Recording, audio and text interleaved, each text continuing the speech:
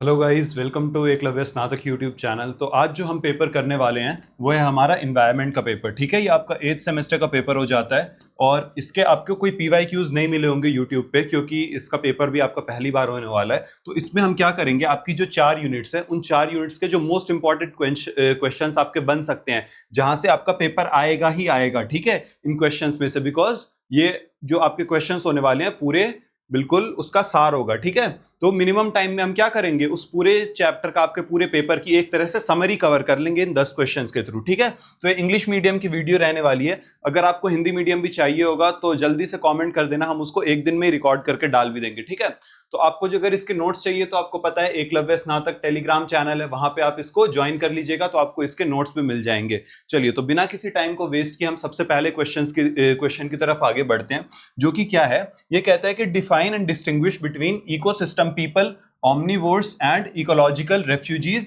as described in the socio-ecological framework by Gadgil and Guha. ठीक है, तो इसमें जो ये जो गदगिल एंड गुहा का फ्रेमवर्क था, सोशल इकोलॉजिकल फ्रेमवर्क, उसमें 3 कैटेगरी ऑफ लोग बताए गए थे, जो आपके कौन से थे, इकोसिस्टम पीपल, ऑमनिवोर्स और इकोलॉजिकल रेफ्यूजीज। तो उनका डिस्टिंग्विश करने के लिए हमको बोला गया है। ठीक है, तो अब ये देखिए, माधव गदगिल और आपके रामचंद्र गुहा जो थे, उन्होंने ये 3 टर्म्स का इस्तेमाल आपका इकोलॉजी सब्जेक्ट में किया हुआ है। किस लिए किया, क्या, ताकि ये दिखाएं कि सोसाइटी में जो लोग रह रहे हैं वो अपने नेचुरल रिसोर्सेज का किन अलग अलग तरीकों से इस्तेमाल करते हैं। ठीक है, तो इनका मेन काम क्या था, इनका मेन पॉइंट था कि जो आपकी इन्वायरमेंटल प्रॉब्लम्स हैं, ये इन्वायरमेंटल प्रॉब्लम्स आपकी सिर्फ पॉल्यूशन या फिर रिसोर्स डिप्लीशन या रिसोर्स यूज से ही नहीं जुड़ी हुई है। ये किससे जुड़ी हुई है, ये जो सोसाइटी में लोगों के पास पावर है, रिसोर्सेज के लिए उनकी जो एक्सेसिबिलिटी है और रिसोर्स यूज करने में जो इनइक्वालिटी देखने को मिल रही है, उससे भी जुड़ा हुआ है। फॉर एग्जांपल, कोई आदमी होगा, उसके पास पीने का पानी तक अवेलेबल नहीं होगा, तो वो क्या आपकी इनइक्वालिटी को दिखा रहा है ना, रिसोर्स इनइक्वालिटी को।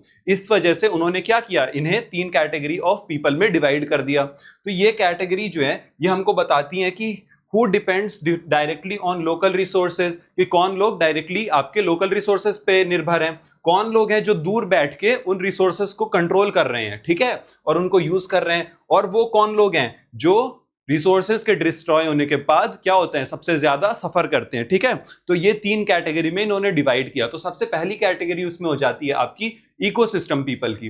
तो इकोसिस्टम पीपल कौन से लोग होते हैं, ये वो लोग होते हैं जो आपके नेचर के सबसे ज्यादा नजदीक रहते हैं।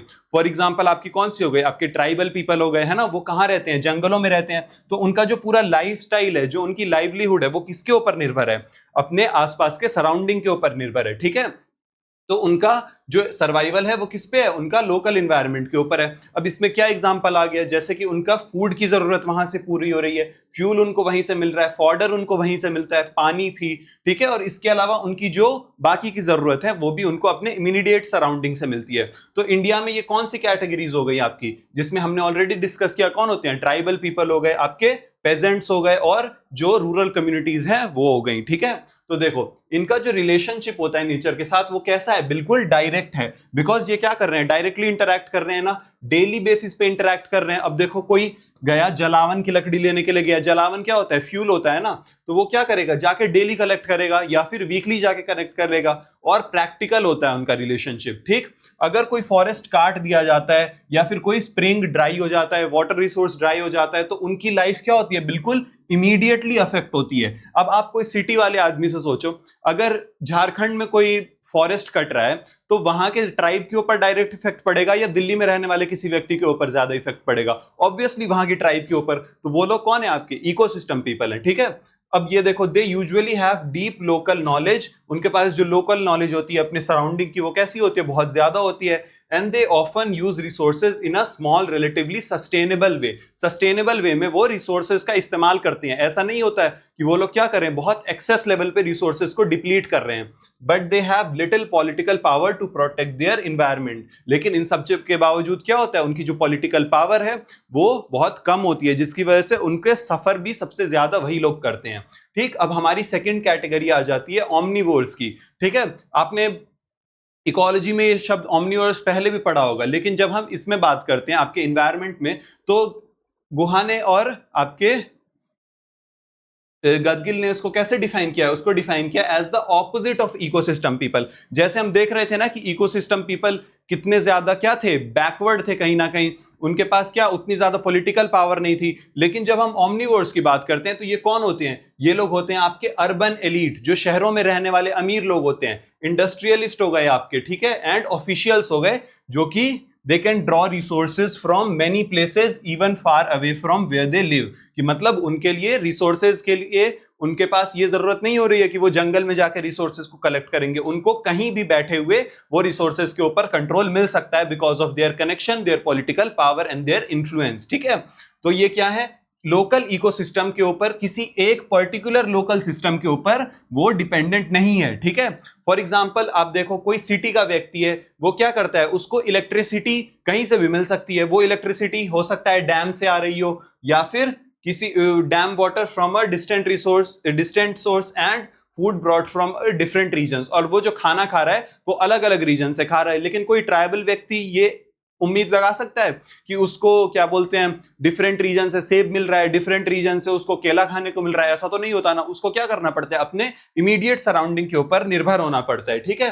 देखो, तो because they can shift to new resources when one source is destroyed और exhausted, they are less directly affected by local environmental damage. तो हमने ऑलरेडी बात कर ली थी, क्योंकि उसके पास ऑप्शंस इतने ज्यादा होते हैं रिसोर्सेज कलेक्ट करने के लिए, तो अगर कोई एक पर्टिकुलर इन्वायरमेंटल डैमेज हो जाता है किसी रीजन का, तो उससे उसकी व्यक्ति के लाइफ के ऊपर ज्यादा फर्क नहीं पड़ता, ठीक है। They often enjoy subsidies and pass the real environmental cost on to others. तो उनको क्या मिलती है, सब्सिडीज मिलती है, और जो इन्वायरमेंट को डिप्लीट करने की जो कॉस्ट होती है वो शहरी लोग नहीं भुगतते, वो कौन भुगतते हैं, वो आपके दूसरे लोग भुगतते हैं, स्पेशली द रूरल पुअर, जो आपके पुअर रीजन्स में रह रहे हैं। अब हमारे थर्ड आ जाते हैं इकोलॉजिकल रेफ्यूजीज। तो रेफ्यूजीज आपको पता है ना क्या होते हैं, शरणार्थी होते हैं, जिनको क्या करना पड़ता है, किसी वजह से अपना घर छोड़ना पड़ता है। तो इकोलॉजिकल रेफ्यूजीज क्या होते हैं, इसमें अब कहीं ना कहीं आप ऑलरेडी गेस कर चुके होंगे, इन्वायरमेंटल कारणों की वजह से उनको क्या करना पड़ रहा है, अपना घर छोड़ना पड़ रहा है। तो they are the people who were once ecosystem people, वो क्या थे, एक टाइम पे इकोसिस्टम पीपल थे, अपने इन्वायरमेंट पे निर्भर थे, but have been forced to leave their homes because their local resources has been destroyed. तो किसी वजह से उसका जो इमीडिएट सराउंडिंग थी, उसका जो लोकल रिसोर्स बेस था, वो डिस्ट्रॉय हो गया। इसकी वजह से क्या हुआ, ऐसे व्यक्तियों को अपना घर छोड़ना पड़ता है, और वो क्या बन जाते हैं, रेफ्यूजीज बन जाते हैं। और ऐसा क्यों होता है, या तो उनका जो रिसोर्स बेस है वो डिस्ट्रॉय हो गया, या फिर उसके ऊपर किसी इंडस्ट्रियलिस्ट ने कब्जा कर लिया। फॉर एग्जांपल हम न्यूज में देखते हैं ना कि कभी कोई बड़े इंडस्ट्रियलिस्ट ने क्या किया, पूरे जंगल के जंगल काट दिए, या उनको बहुत सस्ते दामों में बहुत बड़ा रीजन दे दिया जाता है बाय द गवर्नमेंट। तो इससे क्या होता है, जो वहां के लोकल्स होते हैं उनकी लाइफ डायरेक्टली इंपैक्ट हो जाती है। और या फिर क्या होता है, डेवलपमेंट प्रोजेक्ट की वजह से उनका जो रीजन है वो क्या होता है, सबमर्ज कर जाता है पानी के अंदर। स्पेशली वो कब होता है, जब डैम्स वगैरह बनते हैं, तो उनका जो रहने का एरिया होता है वो क्या होता है, पानी के अंदर आता है, तो उनको रेफ्यूजी बन जाना पड़ता है। इसका मतलब क्या होता है कि वो अपना लैंड लूज कर देते हैं, उनका फॉरेस्ट चला जाता है, और उनका ट्रेडिशनल मींस ऑफ लाइवलीहुड उनसे छीन लिया जाता है, और उनको क्या करना पड़ता है, they are pushed into either cities, या उनको झुग्गी झोपड़ी में रहना पड़ता है, या फिर मार्जिनल स्पेसेस में जाके बस जाना पड़ता है, ठीक है।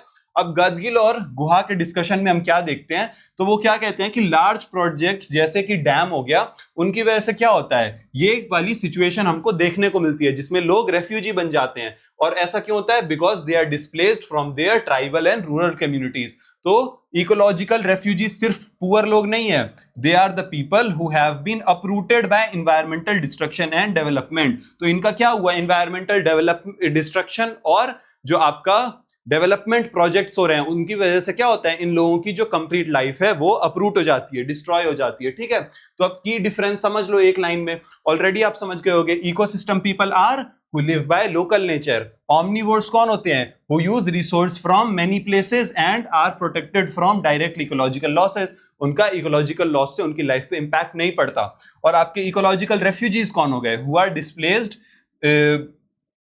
displaced ecosystem people, जो कि अपने नेचुरल बेस ऑफ सर्वाइवल को खो चुके होते हैं, ठीक है। तो ये डिस्टिंक्शन मैटर क्यों करता है, इन्होंने ये डिस्टिंक्शन किया क्यों, तो ये इंपॉर्टेंट इसलिए हो जाता है बिकॉज ये क्या दिखाता है हमको कि जो आपके इन्वायरमेंटल इश्यूज हैं, जो आपका इन्वायरमेंट पे फर्क पड़ता है किसी वजह से, तो उससे क्या होता है, सोशल इश्यूज भी बहुत ज्यादा क्रिएट हो जाते हैं। जैसे कि हमने रेफ्यूजी वाली प्रॉब्लम देखी, ये क्या था, आपका एक सोशल इशू था ना, जो कि क्यों हो रहा था, आपके इन्वायरमेंट की वजह से हो रहा था। और क्यों जरूरी है ये distinction, because nature is not used equally by all groups. हम देख रहे हैं ना कि कोई ग्रुप क्या कर रहा है, रिसोर्सेज को बहुत ज्यादा डिप्लीट कर रहा है, कोई आपका क्या है, कोई ग्रुप डायरेक्टली डिपेंडेंट हो रहा है, उसकी लाइफ उसके सराउंडिंग से डिपेंडेंट हो रही है, ठीक है। Some people live with nature, some consume it from afar, and some are forced out because of its destruction. Already हम ये चीज समझ चुके हैं, ठीक है। तो Gadgil and Guha's framework therefore explains that ecology is deeply connected with justice, inequality and development. तो इससे हमको क्या पता चलता है कि जो आपकी इकोलॉजी है, जो आपका इन्वायरमेंट है, वो किससे डीपली रिलेटेड है, आपके सोशल इश्यूज से और पॉलिटिकल इश्यूज से भी बहुत ज्यादा रिलेटेड है, और इसके अलावा डेवलपमेंट से भी रिलेटेड है। तो to conclude what we can say that ये जो कैटेगरी है ये आपको क्लियर पिक्चर देती है किस चीज की, इन्वायरमेंटल इनइक्वालिटी की, ठीक है। जैसे कि इकोसिस्टम पीपल आपके किस पे हो गए, लोकल रिसोर्सेज पे, ऑमनिवोर्स आपके मल्टीपल रिसोर्स सोर्स से अपना लेते हैं आप, और इकोलॉजिकल रेफ्यूजीज कौन हो गए, जो अपने डिस्प्लेस हो गए बिकॉज उनका रिसोर्स बेस छिन गया, ठीक है। तो इससे क्या होता है, इससे हमको समझने में मदद मिलती है कि that real environmental protection must also protect livelihood and local communities. तो इन्वायरमेंटल प्रोटेक्शन हम कब कर पाएंगे, जब आप जो ट्राइबल रीजन्स है, जो आपके लोकल कम्युनिटीज है, उनको भी अच्छे से प्रोटेक्ट कर पाओगे, ठीक है। तो चलो अब हम क्वेश्चन नंबर 2 की तरफ चलते हैं, जिसमें आ जाती है हमारी बहुत ही ज्यादा very very important eco feminism की फिलॉसफी, ठीक है। और इसमें हमको किसका पर्सपेक्टिव बताने को बोला गया है, डॉक्टर वंदना शिवा का पर्सपेक्टिव बताने को बोला गया है, ठीक है। इट इज वेरी इंपॉर्टेंट आपके पेपर के लिए। Discuss the material realities of the gender division of labour in a biomass based economy, ठीक है, ये भी हम डिस्कस करेंगे। तो देखो अब हम आते हैं इको फेमिनिज्म के ऊपर। आप अब देखो, इतना सोर्स में घुसने की जरूरत नहीं है, पहले देखो इको फेमिनिज्म, आपको ऐसा नहीं लग रहा कि आपका इकोलॉजी और फेमिनिज्म का कुछ मिक्स होगा? मतलब क्या किया गया है इसमें, जो फेमिनिस्ट आइडियाज हैं, फेमिनिस्ट पर्सपेक्टिव है, उसको हमने इन्वायरमेंट से कनेक्ट कर दिया। आपका आधा से ज्यादा कंफ्यूजन यहीं पे खत्म हो जाएगा, बिकॉज इससे क्या पता चलता है कि ये एक फिलोसफिकल और पॉलिटिकल पर्सपेक्टिव है, जिसमें हमने क्या किया, एक्सप्लॉयटेशन ऑफ नेचर, जो हम ऑलरेडी बात कर चुके हैं, उसमें हमने किसको जोड़ दिया, ऑपरेशन ऑफ वुमेन को। ये वुमेन के साथ हम देखते हैं ना, इनइक्वालिटी होती है, वुमेन को ऑपरेस किया जाता है समाज में, तो उसमें हमने क्या कर दिया, दोनों चीजों को जोड़ दिया। इसमें क्या आर्ग्यू किया जाता है, it argues that the same patriarchal and exploitative system that dominate women also dominate and destroy the environment। तो इसमें कहने क्या जा रहा है कि जो पेट्रियार्कल सिस्टम, जो कैपिटलिस्ट सिस्टम आपके इन्वायरमेंट को डिस्ट्रॉय कर रहा है, वही आपके विमेन को भी ऑपरेस करने में उतना ही जिम्मेदार है, ठीक है। तो दोनों के पीछे के जो रीजन है वो क्या है, सेम है, ठीक।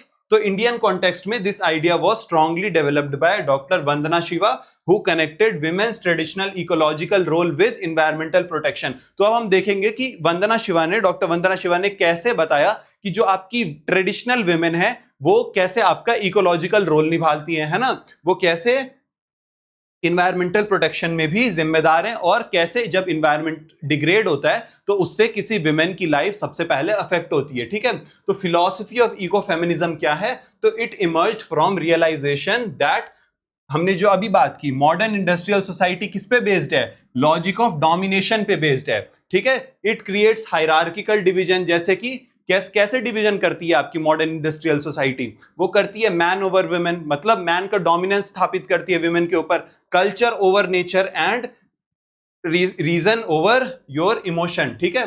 तो ecological sustainability can not be achieved without gender justice. तो इको फेमिनिज्म यही कहता है कि आप इकोलॉजिकल सस्टेनेबिलिटी नहीं अचीव कर सकते, आप रिसोर्सेज का, इन्वायरमेंट का सस्टेनेबल यूज नहीं कर सकते जब तक आप जेंडर जस्टिस को इंश्योर ना कर लो, ठीक है।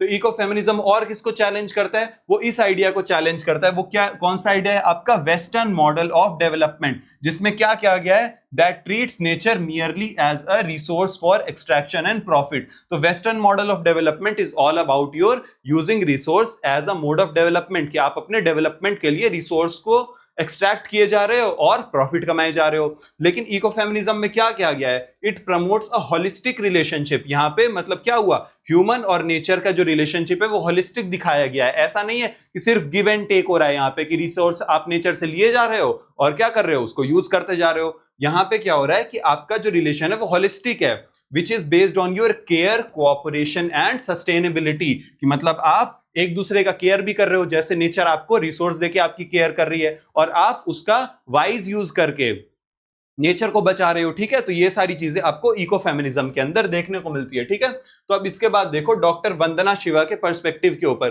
तो उन्होंने ये किसके आपके स्पेसिफिकली इंडियन और डी कॉलोनियल डायमेंशन में इको फेमिनिज्म दिया। डी कॉलोनियल कैसे, कि उन्होंने वेस्टर्न आपके आइडिया को विरोध किया, ठीक। उन्होंने क्या आर्ग्यूमेंट दिया, that traditional Indian civilisation viewed nature as prakriti, ये इंपॉर्टेंट है, prakriti a living creative and feminine force. तो उन्होंने बोला कि जो आपका ट्रेडिशनल इंडियन सोसाइटी है वो नेचर को सिर्फ एक सोर्स ऑफ प्रॉफिट की तरह नहीं देख रही है जैसा वेस्ट में हो रहा है। वो कैसे देख रही है, वो प्रकृति के रूप में देख रही है, जिस जो क्या है एक लिविंग क्रिएटिव और फेमिनिन फोर्स है, ठीक है। इन्होंने क्या किया, उसको फेमिनिन बताया। इंडियन कल्चर में क्या बताया उन्होंने कि अर्थ को कैसे वर्शिप किया जाता है, भूमि माता के रूप में किया जाता है वर्शिप। इसके अलावा रिवर्स को कैसे गॉडेसेस के रूप में ट्रीट किया जाता है। And forest were protected through sacred groves, ठीक है। तो फॉरेस्ट को भी हम कैसे प्रोटेक्ट करते हैं, क्योंकि हम क्या करते हैं, फॉरेस्ट में जो आपके ट्राइबल लोग होते हैं वो फॉरेस्ट की पूजा करते हैं,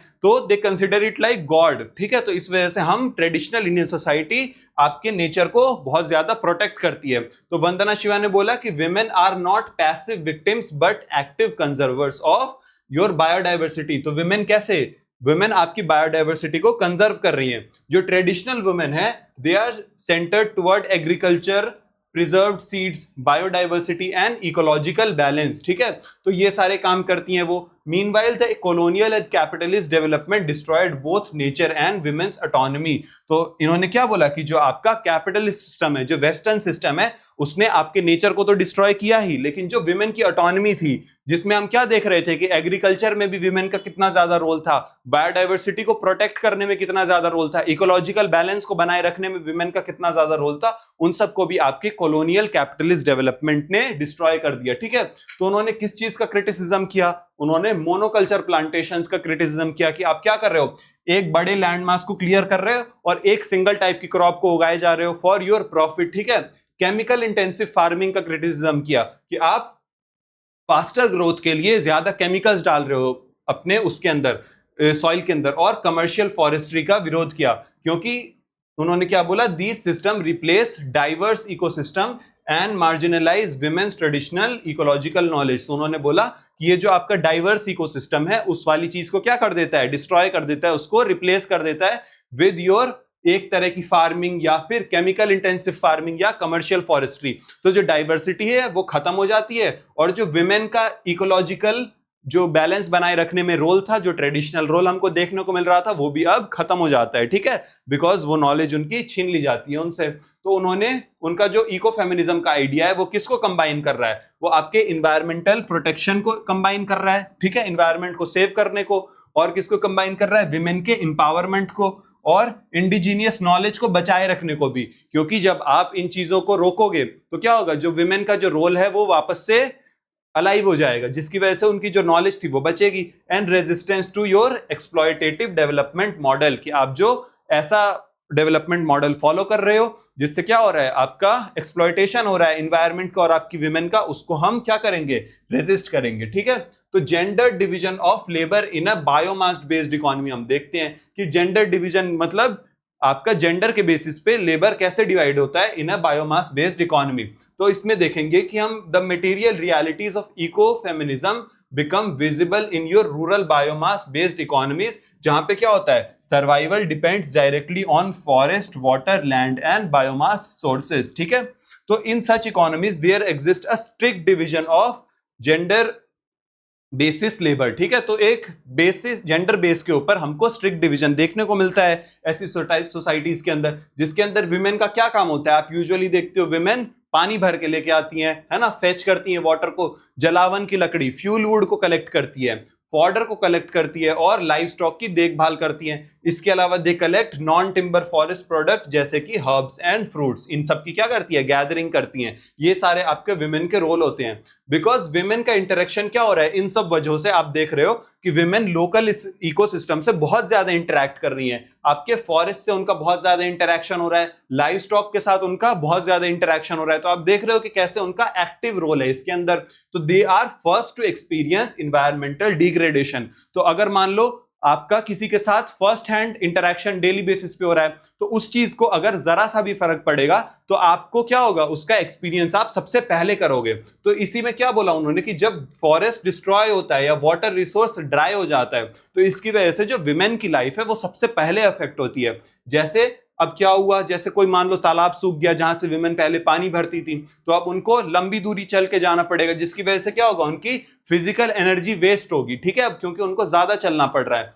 लूज टाइम फॉर एजुकेशन और इनकम जनरेशन, जो उनको पहले एक्स्ट्रा टाइम मिल रहा था, फ्री टाइम मिल रहा था, वो अब क्या हो रहा है, उनका चला जा रहा है। And face worsening health conditions, और उनको क्या करना पड़ता है, उनकी हेल्थ कंडीशंस नेगेटिवली इंपैक्ट होती है, because they have to go to long distances, और क्या करना पड़ता है, उनको गर्मी में इतना सफर करना पड़ता है इन सब वजह से।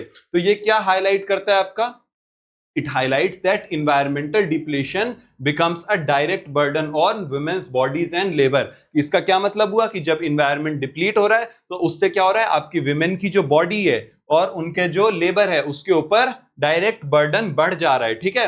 Indoor pollution from poor biomass fuels create health problems. अब जो पुअर बायोमास फ्यूल है वो क्या करता है, जब आप उसको घर में जलाओगे तो उससे पोल्यूशन होगा। अब कोई लेडी खाना पका रही है, उसको क्या होगा, उस धुएं से फेस करना पड़ेगा, जिनसे उनको जो है हेल्थ प्रॉब्लम्स देखने को मिलती है। और क्लाइमेट चेंज क्या होता है, विमेन की जो वल्नरेबिलिटी है उसको और ज्यादा बढ़ा देता है। तो इस वजह से environmental degradation is not only an ecological issue. यही बेसिकली आपके इको फेमिनिज्म का कोर आइडिया था कि जो इन्वायरमेंटल डिग्रेडेशन है ये सिर्फ इकोलॉजी से नहीं रिलेटेड है, ये आपका जेंडर जस्टिस और सोशल इनइक्वालिटी से भी बहुत ज्यादा रिलेटेड है। बिकॉज इसकी वजह से क्या होता है, विमेन को बहुत ज्यादा फेस और सफर करना पड़ता है।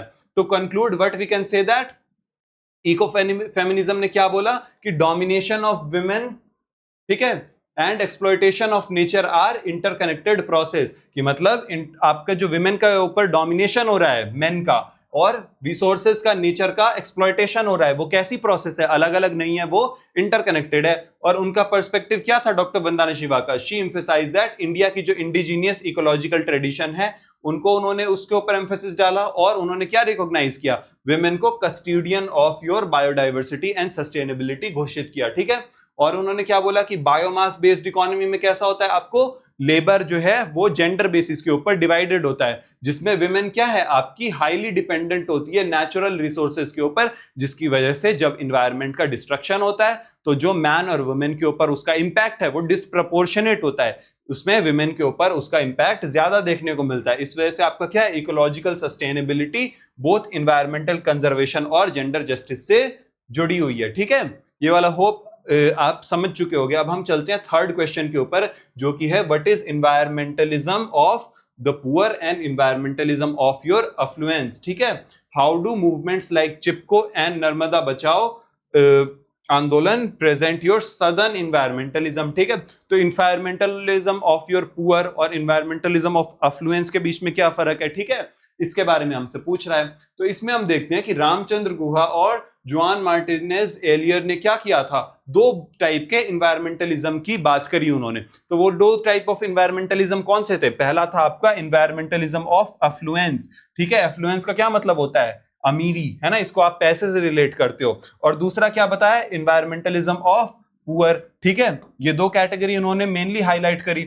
अब जो अफ्लुएंस वाला था उसमें आपकी मेनली कौन लोग आते हैं, they come from your wealthy industrial societies, जहां पे लोग they protect where people protect nature from a position of material comfort, कि मतलब वो अपने कंफर्ट वाली स्थिति से दूर बैठे बैठे क्या करते हैं, नेचर को प्रोटेक्ट करते हैं। लेकिन जो आपका इन्वायरमेंटलिज्म ऑफ पुअर है वो क्या है, it comes from global south. ये ग्लोबल साउथ किसकी बात हो रही है, आप अर्थ को दो पार्ट में डिवाइड करते हो ना, नॉर्थ हेमिस्फीयर और साउथ हेमिस्फीयर। तो इन्वायरमेंटलिज्म ऑफ द पुअर आपका कहां से आ रहा है, ग्लोबल साउथ से आ रहा है, सदर्न हेमिस्फीयर से आ रहा है। और जो एफ्लुएंस वाला है वो कहां से आ रहा है, आपका नॉर्दर्न हेमिस्फीयर से आ रहा है, ठीक है।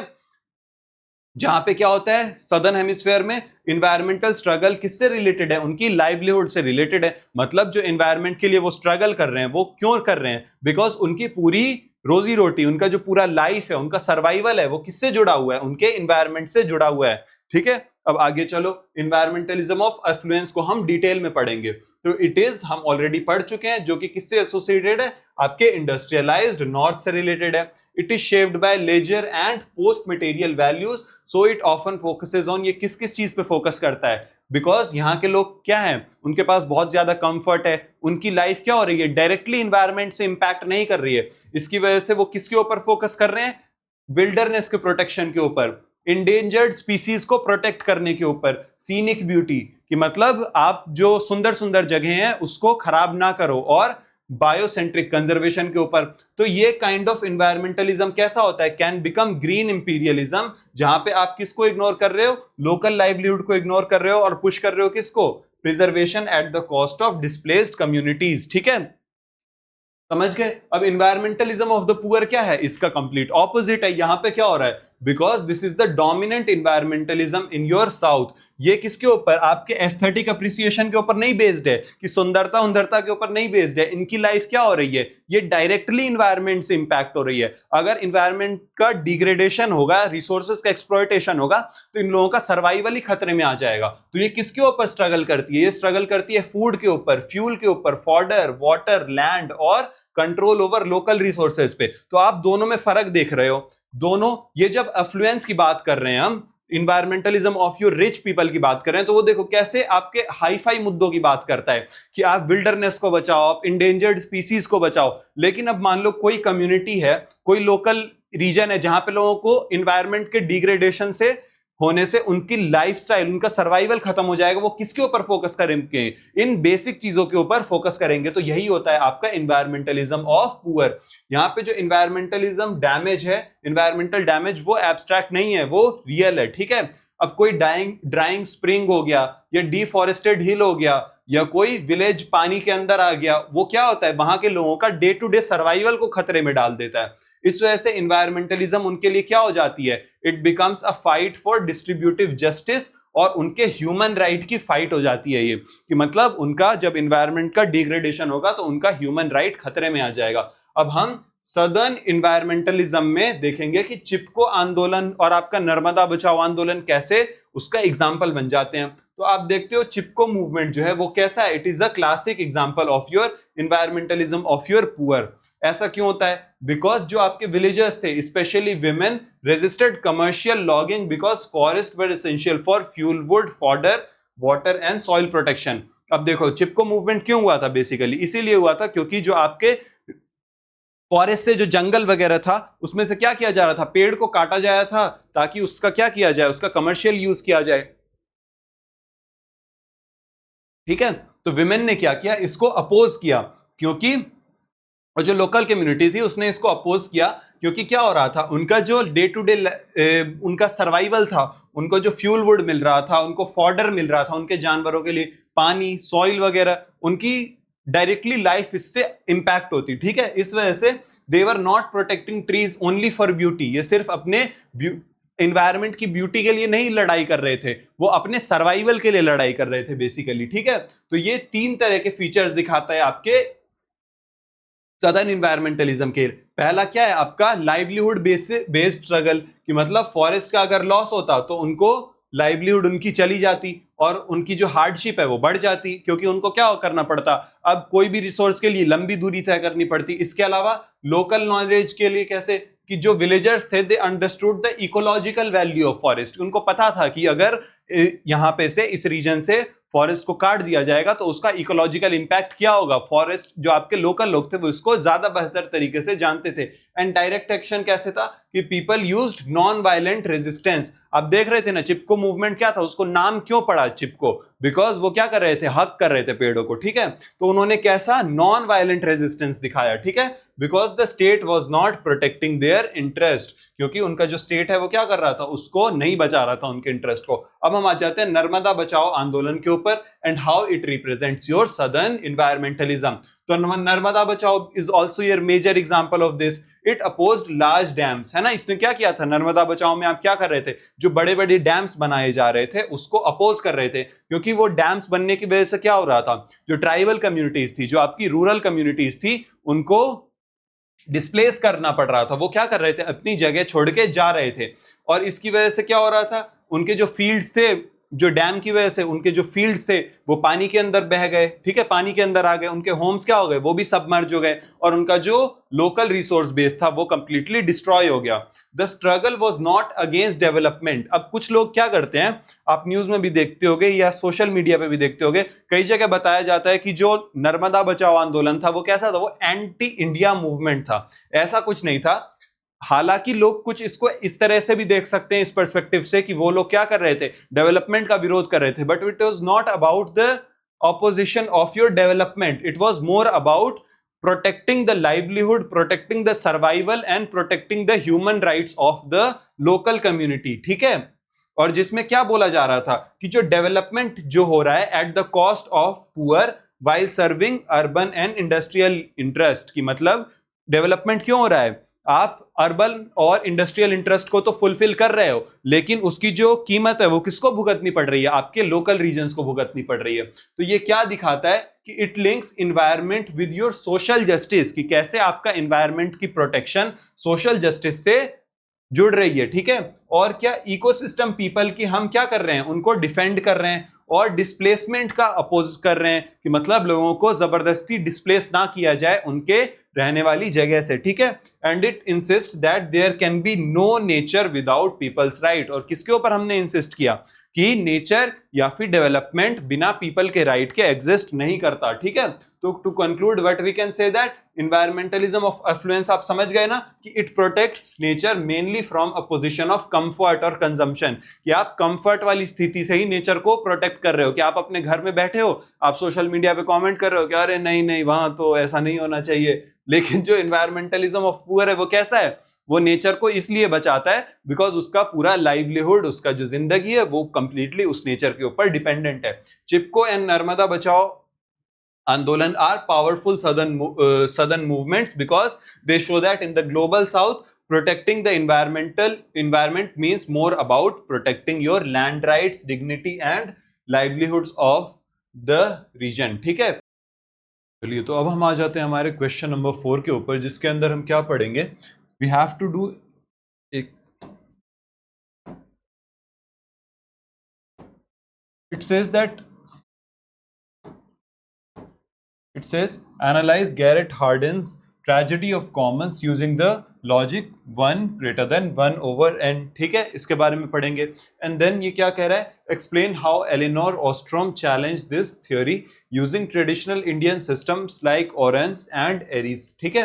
इसके बारे में हम जानेंगे कि गैरेट हार्डिन ने क्या मॉडल दिया, और इसके बाद जो आपके ऑस्ट्रियन थे उन्होंने इसको, ऑस्ट्रोम ने कैसे इसको क्रिटिसाइज किया, ठीक है। और उन्होंने जो दो इंडियन मॉडल्स को डिस्कस किया था उनके बारे में हम जानेंगे, ठीक है।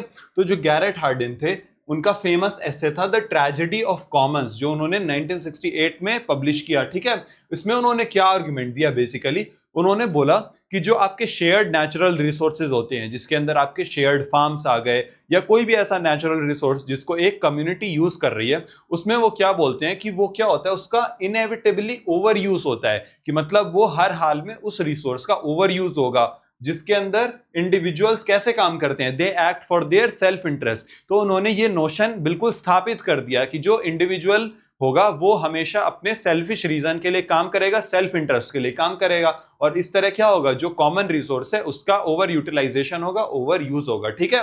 तो उनकी जो थ्योरी थी, it became highly influential in environmental politics, ठीक है।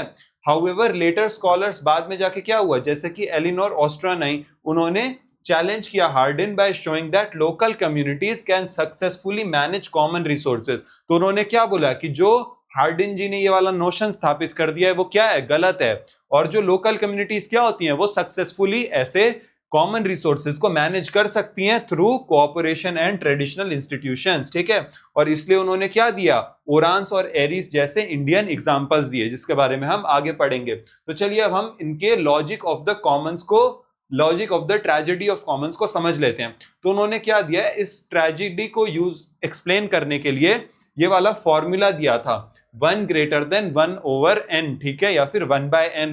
तो इसका मतलब समझो, सबसे पहले क्या होता है, इसमें उन्होंने क्या बोला कि एन जो है वो क्या दिखाता है, एन दिखाता है suppose there is a common grazing land shared by N herders. And basically हो गया आपका कोई भी नंबर ऑफ हर्डर, मान लो आपके पास 100 हर्डर हैं इस केस में, ठीक है, 100 हर्डर्स हैं जो कि क्या कर रहे हैं, उनके पास अपना एक कॉमन ऐसा ग्रेजिंग लैंड है, ठीक है। अब देखो उसमें क्या हो रहा है, ये बोलते हैं कि if one herder adds extra animal एक, तो उसको क्या मिलेगा, फुल प्राइवेट बेनिफिट मिलेगा एक आदमी का। अब देखो उन्होंने क्या बोला कि ये 100 हर्डर थे, है ना, 100 हर्डर थे, सबके पास क्या थी, 10-10 शीप थी। फॉर एग्जाम्पल 10-10 शीप थी सारे लोगों के पास, तो कितनी हो गई, 1000 शीप हो गई।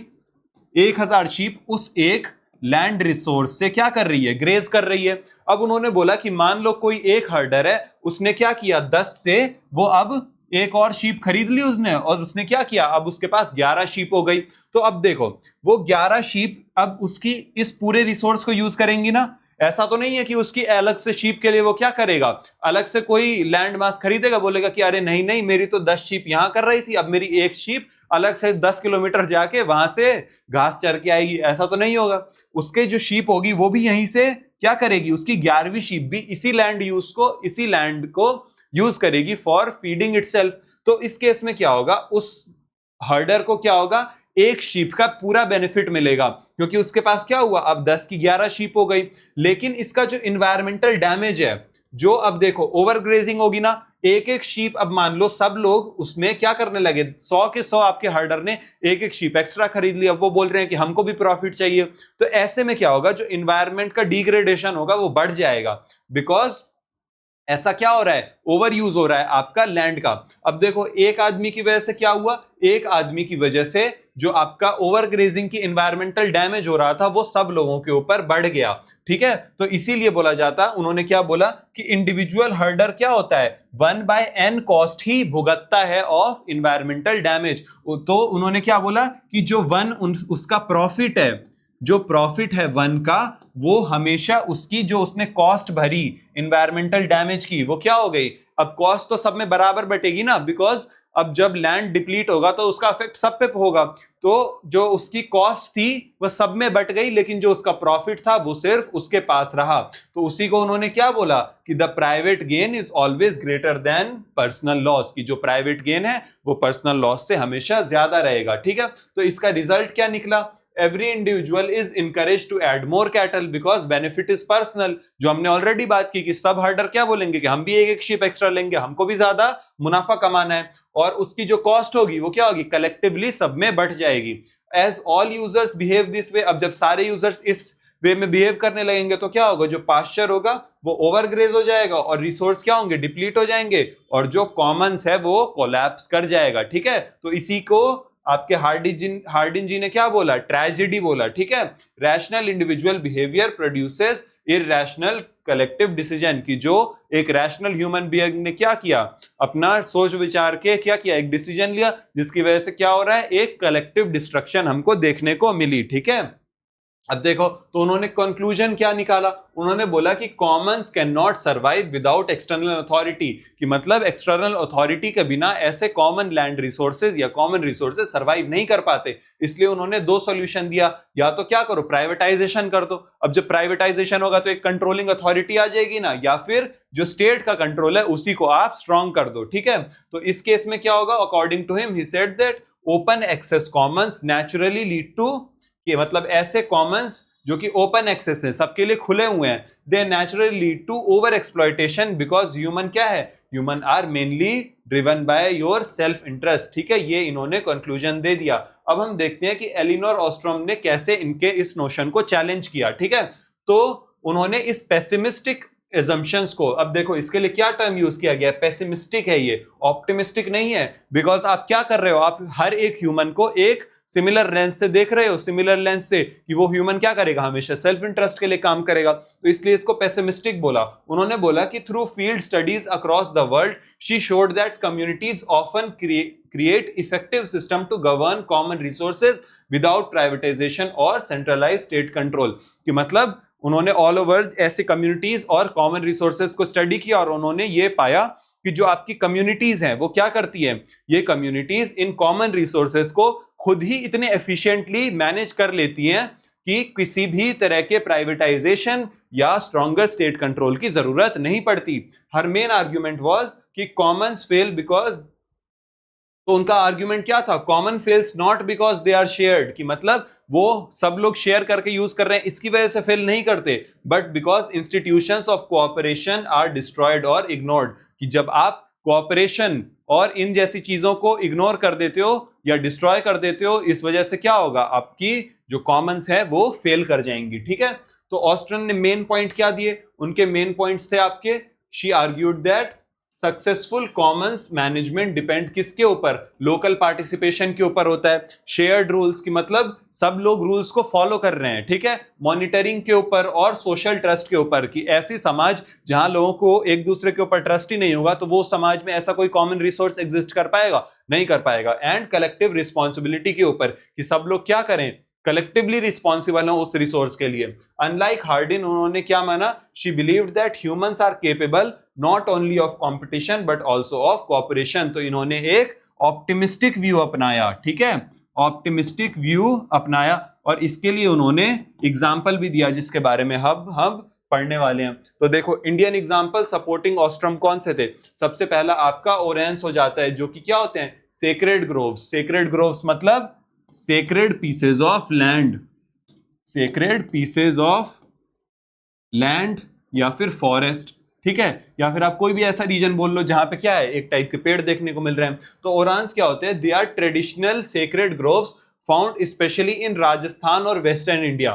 तो राजस्थान और वेस्टर्न इंडिया में पाए जाने वाले ऐसे ट्रेडिशनल ग्रोव्स होते हैं ये, जहां पे क्या होता है, उन पैचेस ऑफ लैंड को विलेज डेटिज के नाम पे आप क्या कर रहे हो, प्रोटेक्ट कर रहे हो। कि आपने क्या बोल दिया, मान लो कोई लोकल कम्युनिटी है, उसने बोला कि ये वाला लैंड में क्या है, हमारे इन लोकल डेटी का वास है, तो यहाँ पे आप कुछ भी ऐसा काम नहीं कर सकते जिससे वहां का इकोलॉजिकल बैलेंस क्या हो, बिगड़ जाए, ठीक है। अब ऐसे में क्या होता है, कटिंग ट्रीज और harming biodiversity inside them was socially prohibited, कि मतलब अगर आप उसकी बायोडाइवर्सिटी को नुकसान पहुंचाओगे तो वो क्या होगा, उसको सोशली प्रोहिबिट किया गया है, ठीक है, समाज में उसको एक्सेप्ट नहीं किया जाता, जिसका कॉन्सिक्वेंस भी भुगतना पड़ता है। ये जो ग्रोव्स हैं दे सर्वाइव फॉर सेंचुरीज। अब ये सेंचुरीज से सर्वाइव कर रहे हैं, बिकॉज ऐसा क्यों हो रहा है, क्योंकि जो कम्युनिटीज है उन्होंने इन्फोर्स कर दिया है रूल को, कलेक्टिवली सब लोग उन रूल्स को मान भी रहे हैं और उनका पालन भी कर रहे हैं, और उनको अगर कोई तोड़ रहा है तो उसका खामियाजा भी भुगतना पड़ता है उसको।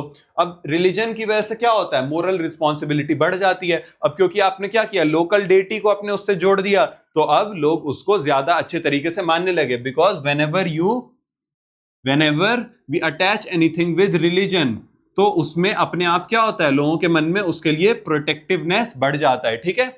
And people understood the ecological importance of forest, और क्या हुआ, लोगों को इकोलॉजिकल इंपॉर्टेंस पता चला फॉरेस्ट का। इस वजह से 10 orans show that commons can be sustainably managed through local culture institutions rather than private ownership, ठीक है।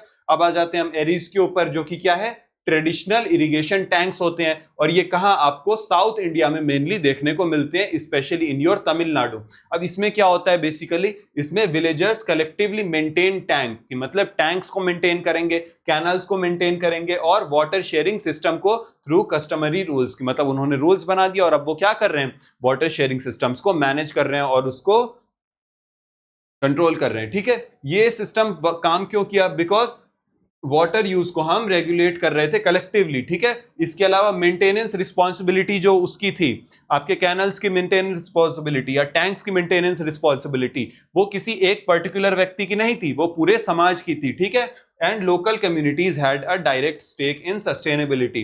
This demonstrates that common water resources can survive for longer period through decentralise self governance. और इससे क्या पता चलता है कि आपका कॉमन वाटर रिसोर्स जो क्या है, लंबे टाइम तक सरवाइव कर पाएगा जब आप गवर्नेंस को क्या करोगे, डिसेंट्रलाइज कर दोगे। कोई सेंट्रल अथॉरिटी नहीं देखने को मिली ना आपको, इसमें क्या हो रहा है, सब लोगों की बराबर की जिम्मेदारी है, इस वजह से क्या हुआ, सब में जिम्मेदारी बंट गई और सबने इसका अच्छे से यूज किया। अब हम देखते हैं दोनों के व्यू पॉइंट में कैसे डिफरेंस था, हार्डिन के और आपके ऑस्ट्रम के, ठीक है। तो हार्डिन ने क्या बताया कि ह्यूमन मेनली सेल्फिश है, वो सेल्फ इंटरेस्ट के लिए काम करेगा, लेकिन ऑस्ट्रम ने क्या बोला कि ह्यूमंस कैन कोऑपरेट, ठीक है, कॉमन्स नेचुरली कोलैप्स कर जाते हैं, ये हार्डिन का व्यू था। लेकिन ऑस्ट्रन ने क्या बोला कि आपके कॉमन्स सरवाइव कर सकते हैं विद इंस्टीट्यूशंस। अब इन्होंने प्राइवेटाइजेशन या फिर स्टेट कंट्रोल का सपोर्ट किया, लेकिन उन्होंने इसका अपोज किया। इन्होंने कंपटीशन के ऊपर फोकस किया है ना, कि लोग सब आदमी अपना अपना फायदा देखने की बात कर रहे हैं, लेकिन यहाँ पे किसके ऊपर फोकस हुआ, इन्होंने बोला कि कलेक्टिव एक्शन भी बहुत ज्यादा इंपॉर्टेंट है, ठीक है। और इन्होंने कॉमन्स को कैसे डिस्क्राइब किया, एज इनएविटेबल ट्रेजेडी, कि ये तो कभी एग्जिस्ट ही नहीं कर सकती, ये हमेशा खत्म ही होगी, हमेशा ट्रेजेडी में तब्दील हो जाएगी। लेकिन ऑस्ट्रम ने बोला कि commons are your manageable resource, ठीक है, समझ गए। अब हम चलते हैं हमारे क्वेश्चन नंबर 5 की तरफ, जिसमें हम पढ़ेंगे discuss the significance of 1992 Rio earth summit के बारे में पढ़ेंगे। ये बहुत इंपॉर्टेंट क्वेश्चन है आपका, specifically focusing on Rio declaration के बारे में बात करेंगे, एजेंडा 21 के बारे में बात करेंगे, and institutionalisation of common but differentiated responsibilities के बारे में, ठीक है, जो कि सीबीडीआर हो जाता है। अब चलो, आप सबको पता है 1992 में रियो अर्थ समिट हुआ था, कहां हुआ था, ब्राजील में, रियो दी जेनेरियो में, ठीक है। It was a turning point in global environmental politics, ठीक है, इसको अर्थ समिट भी बोला जाता है। It moved environmental issues from a narrow conservation debate, कि मतलब ये अब छोटी मोटी डिबेट नहीं रह गई कि आप छोटे मोटे कम्युनिटीज में, सोसाइटी में कर रहे हो, बल्कि अब ये क्या हो गया, it became the centre of international law, diplomacy and development policy, कि अब इसको एक ग्लोबल व्यू मिल गया, कि मतलब अब सारी कंट्रीज क्या है, इसको एक ग्लोबल इशू की तरह ट्रीट करने लगी। दिस समिट वाज सिग्निफिकेंट, ये सिग्निफिकेंट क्यों था, because it created a new framework, इसने नया फ्रेमवर्क बनाया for thinking about relationship between environment, economy and development. तो इसमें क्या कर दिया गया, इतना ज्यादा इंपॉर्टेंट क्यों था, इतना इंपैक्टफुल क्यों था, बिकॉज अब आपने इकोनॉमी और डेवलपमेंट को एनवायरमेंट से जोड़ दिया, और एनवायरमेंट के ऊपर पहली बार इतने बड़े स्केल के ऊपर बात की। तो अब रियो डिक्लेरेशन इसमें क्या था, तो रियो डिक्लेरेशन जो था, it was on environment and development, gave the summits its philosophical base, ये बेसिकली फिलोसॉफिकल बेस था। ये 40 चैप्टर में आपका डिवाइडेड था, ठीक है, 40 चैप्टर में आपका डिवाइडेड था, और इसमें क्या थे, 27 प्रिंसिपल्स थे, and stated that human beings are entitled to healthy and productive life in harmony with nature. तो इसने क्या बोला कि हर एक ह्यूमन क्या है, इंटाइटल्ड है, उसके लिए क्या है, जरूरी है कि वो एक हेल्दी और प्रोडक्टिव लाइफ जिए, और उसका ये अधिकार है जिसमें वो क्या है, उसकी हार्मनी विद नेचर के साथ रहे, कि मतलब नेचर के साथ उसकी हार्मनी हो, ठीक है। It also protected the right to development, specially for developing countries, कि मतलब राइट टू डेवलपमेंट अब कैसे इसने बचाया, इसके बारे में हम बात करेंगे, ठीक है। So that environmental rules could not be used to block their growth. तो अब देखो, कई जगह क्या हो रहा है, उस टाइम पे क्या था कि एनवायरमेंटल रूल्स को इंप्लीमेंट किया गया, ताकि जो ऐसा ग्रोथ हो रहा है जिससे मान लो इन्वायरमेंट को नुकसान पहुंचे, तो वैसी ग्रोथ को रोकने के लिए कुछ रूल्स लाए गए। तो इसमें क्या किया गया कि जो आपके डेवलपिंग कंट्रीज थी, जो डेवलप नहीं थी उस टाइम पे, मिडल स्टेज में थी, उनके ऊपर उन रूल्स को उतना स्ट्रिक्टली नहीं लागू किया गया, क्योंकि अगर मान लो उनको लागू कर दिया जाता तो क्या उनकी ग्रोथ हो पाती, नहीं हो पाती। This made the declaration important for balancing ecology with equity, ठीक है, इसलिए इतना इंपॉर्टेंट हो जाता है। अब दो प्रिंसिपल्स इसके अंदर कौन से इंपॉर्टेंट थे, पहला था हमारा द पोल्यूटर पेज प्रिंसिपल। अब ये आपको ऑलरेडी समझ में आ गया होगा, पोल्यूटर पेज प्रिंसिपल, इसका क्या मतलब हुआ कि जो लोग पॉल्यूशन को कॉज कर रहे हैं, जो कंट्रीज उसको कॉज कर रही हैं, उनको कॉस्ट ऑफ मैनेजिंग बेयर करनी पड़ेगी, ठीक है, पहला तो ये हो गया। और दूसरा क्या था, द प्रिकॉशनरी प्रिंसिपल। अब इसमें क्या बात कर रहे हैं हम, प्रिकॉशन की बात कर रहे हैं, बचाव की बात कर रहे हैं, जिसमें हम क्या बात करते थे कि it says that lack of full scientific certainty should not delay your preventive action, कि मतलब अगर मान लो आपको किसी बारे में उतनी साइंटिफिक सर्टेनिटी नहीं है, आपको पता नहीं है कि क्या इससे एनवायरनमेंट को नुकसान होगा, इस वजह से आप प्रिवेंटिव एक्शन को डिले नहीं करोगे, आप इस चीज का वेट नहीं करोगे कि आपके पास पूरा साइंटिफिक कच्चा चिट्ठा आ जाए, आप क्या करोगे, पहले ही प्रिवेंटिव एक्शंस को लेना शुरू कर दोगे। इस वजह से रियो डिक्लेरेशन ने क्या किया, it gave the world a moral and legal language for sustainable development, ठीक है। अब देखो, इसमें आ जाता है आपका एजेंडा 21, ये भी तभी साइन हुआ था, ये बेसिकली उसका ब्लूप्रिंट था रियो समिट का, इसमें बेसिकली रूल्स की बात की गई थी। It was designed as a non binding action plan था ये, ठीक है, फॉर 21st सेंचुरी, जिसमें हम क्या कर रहे थे, गवर्नमेंट्स को गाइड कर रहे थे, ठीक है, कि वो डेवलपमेंट कैसे करें, लोकल अथॉरिटीज को आप गाइड करते थे, एनजीओस को एंड प्राइवेट एक्टर्स को, ताकि सस्टेनेबल डेवलपमेंट हो पाए वर्ल्ड का, ठीक है। अब इसमें it's important lies in its comprehensive structure, इसमें किस किस चीजों को कवर किया उसको अब हम समझेंगे। सबसे पहले किसको कवर किया हमने, सोशल एंड इकोनॉमिक डायमेंशंस को, जिसके अंदर आपका क्या आ गया, पॉवर्टी रिडक्शन जैसी चीजें आ गई और कंजम्पशन पैटर्न्स जैसी चीजों को भी हमने कवर किया। इसके अलावा हमने क्या कवर किया, कंजर्वेशन को और रिसोर्सेज के एफिशिएंट मैनेजमेंट को डिस्कस किया। फिर हमने रोल ऑफ मेजर ग्रुप्स की बात की। अब वो मेजर ग्रुप्स कौन से हो गए, विमेन हो गई आपकी, ठीक है, और इंडिजिनियस कम्युनिटीज हो गई, ठीक है, जो आपके रिसोर्सेज का जो इकोलॉजिकल पीपल हो गए बेसिकली उनकी बात हो रही है, फार्मर्स हो गए एंड एनजीओज, ठीक है, इन लोगों की बात हो गई। और फिर क्या हुआ, and the means of implementation such as finance, science and technology transfer, कि मतलब आप इन जो एजेंडा 21 के जो रूल्स थे, रेगुलेशंस थे, उनको कैसे इंप्लीमेंट करोगे, उसको कुछ मीन्स तो चाहिए ना, और वो मीन्स कौन से हो गए, पैसा चाहिए उनको इंप्लीमेंट करने के लिए, आपको साइंस चाहिए, टेक्नोलॉजी चाहिए, तो कैसे वो इंप्लीमेंट होगी, कैसे वो ट्रांसफर होगी from developed countries to developing countries, इन सब के बारे में इसके अंदर बात की गई, ठीक है। अब इसकी मेजर स्ट्रेंथ की बात कर लें तो it emphasised on decentralisation and local governance, कि अब आप डिसेंट्रलाइज कर दे रहे हो, बिकॉज आपने देखा ना कि कैसे लोकल ग्रुप्स की बात हुई है, विमेन, इंडिजिनियस कम्युनिटीज जैसे, ठीक है, सबकी भागीदारी के बारे में इसमें बात की गई, ठीक है। और क्या किया गया इसमें, sustainability can not be achieved only through top down international agreements, कि आप सिर्फ इंटरनेशनल अग्रीमेंट से सस्टेनेबिलिटी को नहीं अचीव कर सकते, it must be implemented locally. आप क्या करोगे, जब तक उसको लोकली इंप्लीमेंट नहीं करोगे through local agendas 21 plans adopted to specific communities, तब तक आप सस्टेनेबिलिटी नहीं अचीव कर पाओगे। अब इसमें क्या बोला कि जो लोकल कम्युनिटीज है उसके हिसाब से भी आपको एजेंडा को डेवलप करना पड़ेगा, क्योंकि सारी कम्युनिटीज एक तरीके से नहीं रह सकती, तो आप एक तरीके से सबके लिए रूल्स एंड रेगुलेशंस नहीं क्रिएट कर सकते, ठीक है। At the same time agenda 21 also exposed a weakness of global environment diplomacy, ठीक है। तो क्या वो वीकनेस थी उसके बारे में समझेंगे। इसने बोला कि इंडस्ट्रियलाइज नॉर्थ जो है, ठीक है, वो फाइनेंशियल सपोर्ट तो प्रॉमिस कर रहा है, उसने प्रॉमिस किया कि हम टेक्नोलॉजी का ट्रांसफर करेंगे, हम फाइनेंशियल सपोर्ट देंगे, लेकिन उसने क्या किया, डिलीवर नहीं किया उसको, ठीक है, उसको उतना एडिक्वेटली जिसको डिलीवर करना चाहिए था वो नहीं किया, जिसकी वजह से क्या हुआ, ट्रस्ट में ब्रेक देखने को मिला एंड मेड इंप्लीमेंटेशन डिफिकल्ट, जिसकी वजह से क्या हुआ, जब आपके पास रिसोर्सेज ही नहीं होंगे इंप्लीमेंट करने के लिए, मींस ऑफ इंप्लीमेंटेशन नहीं होंगे, तो आप उसको उतने एफिशिएंटली इंप्लीमेंट नहीं कर पाओगे, ठीक है। अब आ जाते हैं हम सीबीडीआर के ऊपर, जो कि है हमारा कॉमन बट डिफरेंशिएटेड रिस्पॉन्सिबिलिटीज। ये क्या होती है कि मतलब आपका गोल तो कॉमन है, लेकिन आपके ऊपर जो रिस्पॉन्सिबिलिटीज है वो डिफरेंट है। अब इसको समझेंगे हम, क्या होता है ये, कि it is the most important political achievement of Rio, जो कि क्या था, it was the institutionalization of your CBDR, ठीक है।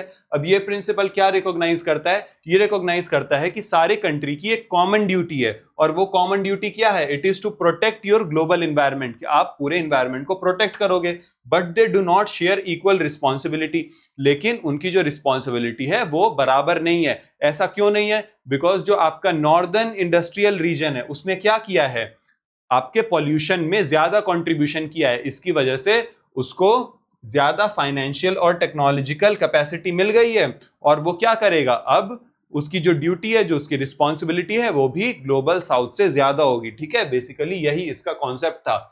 सीबीडीआर क्रूशियल क्यों था, बिकॉज इसने क्या किया, क्लाइमेट जस्टिस को एक लीगल प्रिंसिपल बना दिया, ठीक है। और इसने क्या आर्ग्यूमेंट दिया, it argued that your global north had already used up most of the earth ecological space, कि जो ग्लोबल नॉर्थ है उसने क्या किया है, आपके इकोलॉजिकल स्पेस का ज्यादातर हिस्सा को यूज कर लिया है through centuries of carbon intensive development. उसने क्या किया, बहुत सेंचुरीज तक कार्बन इंटेंसिव डेवलपमेंट किया, और उसने आपके जो अर्थ के मेजर रिसोर्सेज थे उसका इस्तेमाल कर लिया, जिसकी वजह से डेवलपिंग कंट्रीज को सेम बर्डन नहीं कैरी करना चाहिए, बिकॉज उनका इन्वायरमेंट में पोल्यूशन करने की रिस्पॉन्सिबिलिटी उतनी नहीं है जितनी आपकी नॉर्थ की है, ठीक है। बेसिकली यही होल कॉन्सेप्ट था। लेकिन इसके बावजूद क्या हुआ, instead richer countries should take the lead and provide support to poor countries. Basically similar चीज है, हम ऑलरेडी समझ चुके हैं, ठीक है। तो सीबीडीआर क्या था, सिर्फ एक स्लोगन नहीं था, ये एक लीगल मैंडेट था, जिसने क्या किया, वेस्टर्न कंट्रीज को ऑब्लिगेट कर दिया कि वो पहले तो अपने एमिशंस जो उनके हो रहे हैं उसको कम करें, और उसके बाद क्या करें, फाइनेंशियल असिस्टेंस प्रोवाइड करें, क्लीन टेक्नोलॉजी दे आपके ग्लोबल साउथ को, ठीक है, समझ गए। तो to conclude we can say that Rio earth summit क्यों मैटर करता है, बिकॉज इसने वर्ल्ड को एक कंप्लीट फ्रेमवर्क दे दिया सस्टेनेबल डेवलपमेंट के लिए, ठीक है। और Rio declaration supplied the principles, agenda 20 declaration ने आपको क्या दिया, प्रिंसिपल्स दिए, ठीक है, सबसे पहले डिक्लेरेशन ने प्रिंसिपल्स दिए, एजेंडा 21 ने आपको एक्शन प्लान दिया कि मतलब आपको क्या चीजें कौन सी जगहों पे करनी है, और सीबीडीआर ने क्या सप्लाई किया, जस्टिस बेस्ड पॉलिटिकल बैलेंस दिया between your north and south. तो इसकी वजह से क्या हुआ, ये तीनों चीजों ने ग्लोबल आपके अर्थ समिट को बना दिया एक foundation of modern environmental governance का। ठीक है, अब हम चलते हैं नेक्स्ट क्वेश्चन के ऊपर, क्वेश्चन नंबर 6, जो कि क्या कहता है, why is Montreal protocol considered a unique diplomatic Triumph. अब हम बात करेंगे मॉन्ट्रियल प्रोटोकॉल के बारे में, और फिर हम बात करेंगे कि किगाली अमेंडमेंट ने मॉन्ट्रियल अनइंटेंडेड क्लाइमेट कॉन्सिक्वेंसेज जो कि HFCs का था उसको कैसे डील किया उसके साथ। ठीक है, तो पहले हम बात करेंगे मॉन्ट्रियल प्रोटोकॉल की, और फिर उसके बाद हम चलेंगे किगाली अमेंडमेंट के ऊपर। चलो तो देखो, इंट्रोडक्शन में आते हैं। मॉन्ट्रियल प्रोटोकॉल को क्या कहा जाता है, इसको बोला जाता है ये वर्ल्ड की सबसे ज्यादा सक्सेसफुल एनवायरमेंट ट्रीटी है। और ये कहां साइन हुई थी, ये आपकी मॉन्ट्रियल नाम का शहर जो कनाडा में है वहां साइन हुई थी 1987 में। 1992 में अर्थ समिट हुआ था, उससे 5 साल पहले ये कनाडा में साइन हुई थी। अब ये क्यों मानी जाती है इतनी ज्यादा successful, because most climate agreements empty promises पे थे। ठीक है, कि उसमें ज्यादा कुछ था नहीं, वो बस शोर शराबे के लिए थे। लेकिन इसमें क्या था, इसमें एक्चुअल वर्क हुआ था, because it became a strict legally binding law. ये क्या था, एक लीगली बाइंडिंग लॉ बन गया था जिसको हर एक कंट्री ने साइन किया था वर्ल्ड की। और ये क्यों हुआ था, बिकॉज इसने उस टाइम पे क्या हो रहा था, आपने पढ़ा होगा अपनी किताबों में कि अर्थ की ओजोन लेयर में छेद हो रहा था, तो उसको प्रोटेक्ट करने के लिए ही ये आपका मॉन्ट्रियल प्रोटोकॉल देखने को मिला था। ठीक है, अब देखो जिसको उसने सक्सेसफुली अचीव भी कर लिया। तो it succeeded by combining strict deadlines and flexible science based rules with financial and technological support to keep the transition fair for developing nations. तो बेसिकली इसका क्या मतलब हुआ कि ये सक्सेसफुल क्यों हुआ, बिकॉज इसने स्ट्रिक्ट डेडलाइंस तो रखी है ना, इसमें स्ट्रिक्टनेस तो थी कि सब कंट्रीज को इस टाइम फ्रेम में ये चीजें अचीव कर लेनी है, लेकिन इसके बावजूद भी वो क्या था, फ्लेक्सिबल था, कि मतलब सब कंट्रीज के लिए एक जैसे लॉज नहीं बनाए इसने। इसके अलावा ये साइंस बेस्ड रूल्स थे इसके अंदर कि, और वो फाइनेंशियल और रूरल और आपको टेक्नोलॉजिकल सपोर्ट भी दे रहा था, ताकि जो आपका ट्रांजिशन हो रहा है डेवलपिंग कंट्रीज में वो स्मूथ हो। ऐसा ना हो कि जो ट्रांजिशन की वजह से आपकी डेवलपिंग कंट्रीज का डेवलपमेंट ही रुक जाए। ठीक है, स्मूथ ट्रांसफर के लिए, स्मूथ ट्रांजिशन के लिए टेक्नोलॉजी और मनी का ट्रांसफर हुआ। ठीक है, अब ये ग्लोबल ट्रायम्फ क्यों था इसके बारे में समझ लेते हैं। तो सबसे पहला रीजन क्या है इसका, ये लीगली बाइंडिंग था। सारे नेशंस को क्या किया गया, to completely phase out ozone harming chemicals, की ऐसे केमिकल्स जो कि ओजोन को हार्म कर रहे हैं उन सबको सारे नेशंस को फेज आउट कर देना था, खत्म कर देना था। बिल्ट इन फ्लेक्सिबिलिटी कैसी थी इसमें, बिकॉज फेड आउट जो स्केड्यूल्स थे, schedules to speed up automatically without rewriting whole treaty, कि मतलब जो आपका टाइम फ्रेम था वो इतना ज्यादा फिक्स नहीं था, उसको क्या किया गया, उसको बोला कि आप अपने हिसाब से फ्लेक्सिबल कर सकते हो, उसको चेंज कर सकते हो, लेकिन उसमें डेडलाइन क्या थी, एक फिक्स डेडलाइन है, उस बीच में आप जिस स्पीड से भी अपना काम करना चाहो कर सकते हो। ठीक है, ग्लोबल इक्विटी क्या थी इसमें, तो इसमें रिच नेशंस को रिकॉग्नाइज किया गया और बोला गया कि उन्होंने ज्यादा डैमेज किया है। ठीक है, and reduce the immediate burden on developing countries, और जो डेवलपिंग कंट्रीज थी उसके ऊपर इमीडिएट बर्डन नहीं डाला, वो बर्डन किसके ऊपर था, आपके डेवलप्ड कंट्रीज के ऊपर था, ग्लोबल नॉर्थ के ऊपर था। ठीक है, मल्टीलेटरल फंड कैसे था प्रोवाइडेड, कैसे इसने क्या किया, direct financial help the and clean technological transfer किया, किसको, आपके ग्लोबल साउथ को। और इसका फॉर्मूला क्या था, इट परफेक्टली कंबाइंड, इसने क्या किया, लॉ को, साइंस को, फाइनेंस को और इक्विटी को एक वर्केबल सिस्टम में। अब देखो इन चीजों को कंबाइन करना और उसको काम करवा देना बहुत डिफिकल्ट होता है। तो मॉन्ट्रियल प्रोटोकॉल में ये चीजें हमने देखी ना कि हमने लॉ को भी कंबाइन कर दिया, साइंस एंड टेक को भी कर दिया और मनी भी सप्लाई करा। इन सब चीजों को सक्सेसफुली बाइंड कर देना और उसको काम करा देना वाज अ ह्यूज अचीवमेंट। ठीक है, तो अब हम आ जाते हैं HFC प्रॉब्लम क्या आई। ठीक है, इसमें देखेंगे अब, तो success of Montreal protocol created an unintended side effect, उसका साइड इफेक्ट हमको देखने को मिला। ठीक है, अब वो साइड इफेक्ट ही आपका HFC प्रॉब्लम थी। तो CFC जो थे आपके क्लोरोफ्लोरोकार्बन्स थे वो तो फेज आउट हो गए, but industries shifted to HFC पे आपकी इंडस्ट्री शिफ्ट हो गई, जो कि क्या थे, हाइड्रोफ्लोरोकार्बन्स थे। ठीक है, ये chemicals did not damage the ozone layer, so they were initially treated as safe replacement. तो आपके ओजोन को हार्म करने वाले कौन से केमिकल्स थे? आपके CFC थे,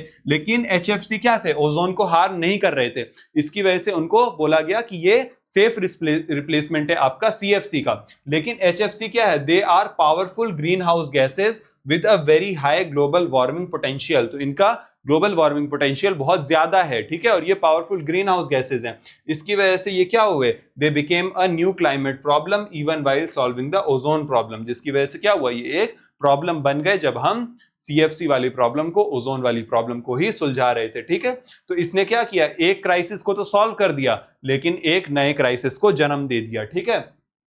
अब किगाली अमेंडमेंट में इस चीज को कैसे फिक्स किया गया उसके बारे में हम समझेंगे। तो ये कब हुआ था? आपका 2016 में हुआ था, जो कि कहां साइन किया गया था? रवांडा जो कंट्री है उसके देश उसके सिटी किगाली में, ठीक है। This amendment corrected the mistake by bringing HFCs under Montreal protocol. तो इसमें हमने क्या किया? HFCs को भी अब अपने मॉन्ट्रियल प्रोटोकॉल के अंदर इंक्लूड कर लिया, ठीक है। अब इसका गोल क्या था? It legally requires countries to cut down high global warming potential वाले HFC के प्रोडक्शन को और use by over 80% over 30 years की। मतलब आप अपने HFC के यूज को नेक्स्ट 30 ईयर्स में 80% तक घटा दो, ठीक है, बिकॉज उससे क्या हो रहा है? आपकी ग्लोबल वार्मिंग हो रही है। अब इसकी कैरेक्टरिस्टिक क्या है? इसमें आपको फेयर टाइमलाइंस देखने को मिली कि मतलब जो कंट्रीज है उनको 3 डिफरेंट स्केड्यूल्स में बांट दिया गया based on their climate and development realities, ठीक है। अब वो 3 डिफरेंट कैटेगरीज कौन सी हैं? सबसे पहली कैटेगरी हो जाती है हमारी डेवलप्ड नेशन वाली, ठीक है, जिसके अंदर क्या हुआ? Moved first starting there cuts in 2019। तो इन डेवलप्ड नेशन ने क्या किया? 2019 से ही अपने जो कट्स थे HFC में उसको शुरू कर दिया। फिर ग्रुप 2 में क्या हुआ? आपकी डेवलपिंग नेशंस आ गई, जिसके अंदर क्या हुआ? उनको टाइमलाइन दी गई, received the later freeze date of 2024 की। आप 2024 के बाद तक अपना जो वो है कटिंग डाउन वो शुरू कर दो, ठीक है, जिसके अंदर आपकी चाइना जैसी कंट्री आ गई। और ग्रुप 3 है जिसको इंडिया लीड कर रहा है। It was granted the longest transition period. इसको सबसे ज्यादा लंबा ट्रांजिशन पीरियड दिया गया because of fast growing cooling demands and development priorities, क्योंकि इन कंट्रीज का डेवलपमेंट क्या है? बहुत ज्यादा स्लो है। तो यहां पे आप इतना फास्ट ट्रांजिशन नहीं ला सकते, ठीक है। अब देखो इसके कंक्लूजन पे आ जाते हैं हम। तो हम देखते हैं हमने क्या समझा कि मॉन्ट्रियल प्रोटोकॉल क्या था? वो एक ट्रायम्फ था। लेकिन किगाली अमेंडमेंट ने क्या किया? उसने उसको आगे जाके फिक्स कर दिया बिकॉज HFC की प्रॉब्लम हमको देखने को मिल रही थी, ठीक है। और while still respecting development differences between your north and south, क्योंकि हमने क्या किया? 3 कैटेगरीज में नेशन को बांटा है ना। तो हमने क्या किया? बेसिकली ये डेवलपमेंट और डेवलपिंग वाले डिफरेंस को हमने रिस्पेक्ट किया है, ठीक है। तो together they show how environmental diplomacy can evolve from your ozone protection to climate protection without abandoning justice, ठीक है। अब जस्टिस को हमने नहीं अबैंडन किया बिकॉज हम सबको डिफरेंटली ट्रीट कर रहे हैं। अब हम आ जाते हैं क्वेश्चन नंबर 7 की तरफ, जो कि क्या कहता है? Critically compare the Kyoto protocol and Paris agreement, ठीक है। अब इसमें हम क्योटो प्रोटोकॉल और पेरिस एग्रीमेंट की बात करेंगे। और हम क्या बात करेंगे कि why did Kyoto protocol fail क्यों हो गया, और आपका जो पेरिस अटेम्प्ट है to fix it through NDCs, कि आपने पेरिस में कैसे इसको NDCs के थ्रू फिक्स करने का अटेम्प्ट किया, ठीक। अब देखो क्योटो प्रोटोकॉल और पेरिस एग्रीमेंट क्या है? They are the 2 most important climate agreement made under UNFCCC, ठीक है। इसके फुल फॉर्म लिखना कमेंट के अंदर, देखते हैं कितनों को पता है। UNFCCC की फुल फॉर्म लिखिएगा आप लोग।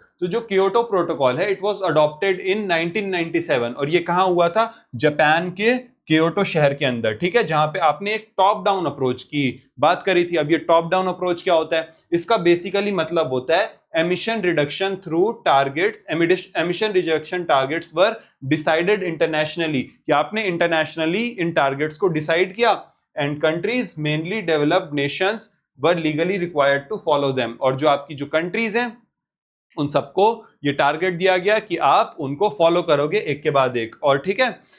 डेवलपिंग कंट्रीज के पास जो ऑब्लिगेशन थी वो क्या थी? कम थी as compare to your developed countries, because developed nation के पास क्या है? हिस्टोरिकली उनकी जो रिस्पॉन्सिबिलिटी है ग्रीन हाउस गैस के एमिशन की, वो ज्यादा है, ठीक है। इसकी वजह से उनके ऊपर जो जिम्मेदारी थी और जो ऑब्लिगेशन था वो भी आपके डेवलपिंग कंट्रीज के कंपैरिजन में कम था।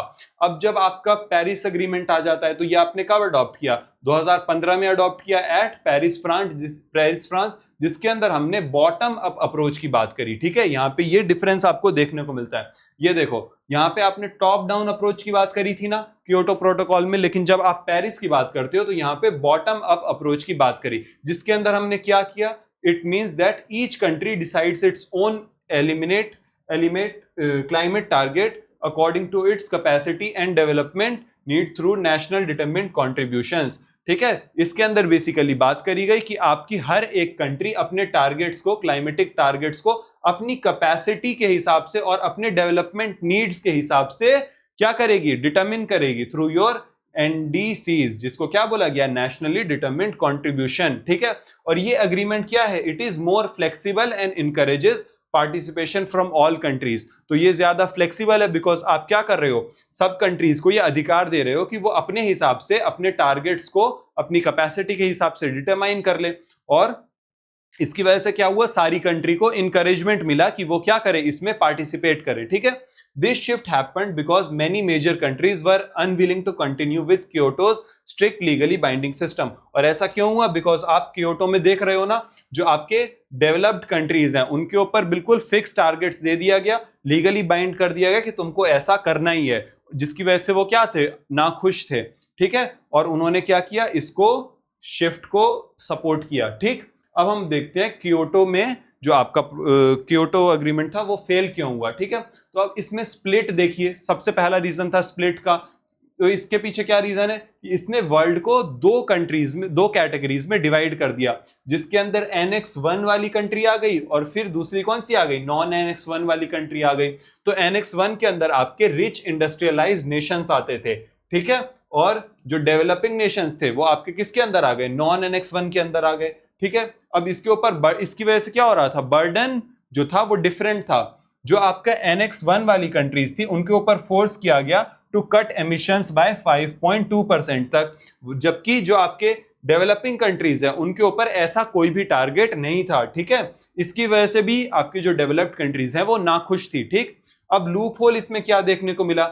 इसने अलाउ किया rich countries to pay for green projects in global south instead of cutting pollution at home, ठीक है। तो ये लूप होल था इसका। अब इसको यूएस ने रिजेक्ट किया because United States signed the treaty but refuse to ratify it to protect its economy. तो उसने बोला यूएस ने कि हमारी इकोनॉमी को इससे नुकसान होगा, हमारे डेवलपमेंट को नुकसान होगा, इस वजह से उसने क्या किया? इसको अडॉप्ट नहीं किया। और कनाडा ने भी एग्जिट कर लिया because Canada completely walked away from treaty to avoid non compliance penalties, ठीक है। तो उसने क्या किया? कंप्लीटली वॉक आउट कर लिया ताकि उसके ऊपर कोई पेनल्टी ना लगे, ठीक। तो इसमें फेटल फ्लॉ देखो इसका क्या था? It relied on strict laws for few countries, ठीक है। तो इसने क्या किया? बहुत थोड़ी कंट्रीज के लिए बहुत ज्यादा स्ट्रिक्ट लॉज बना दिए, while failing to force major global polluters to comply. और इसने क्या किया? और ये फेल हो गया बिकॉज जब आप इतने ज्यादा रूल्स किसी के ऊपर लगाओगे तो वो क्या करेगा? उनको फॉलो नहीं करेगा, जिसकी वजह से इट फेल्ड, ठीक है। अब पेरिस में ये डिफरेंस कैसे आ जाता है हम ये देखते हैं। तो यूनिवर्सल अप्रोच की बात करी गई पेरिस में, ठीक है। ऐसा नहीं हुआ कि सिर्फ डेवलप्ड नेशंस के ऊपर रिस्पॉन्सिबिलिटी थोप दी गई। यहां पे क्या हुआ? Dropped Kyoto's rigid split. जो रिजिड स्प्लिट हमको देखने को मिल रहा था NX1 और नॉन NX1 कंट्रीज को, वो इसमें ड्रॉप कर दिया गया between poor and rich Nations, and now every country must participate, कि मतलब हर कंट्री को पार्टिसिपेट करना ही होगा।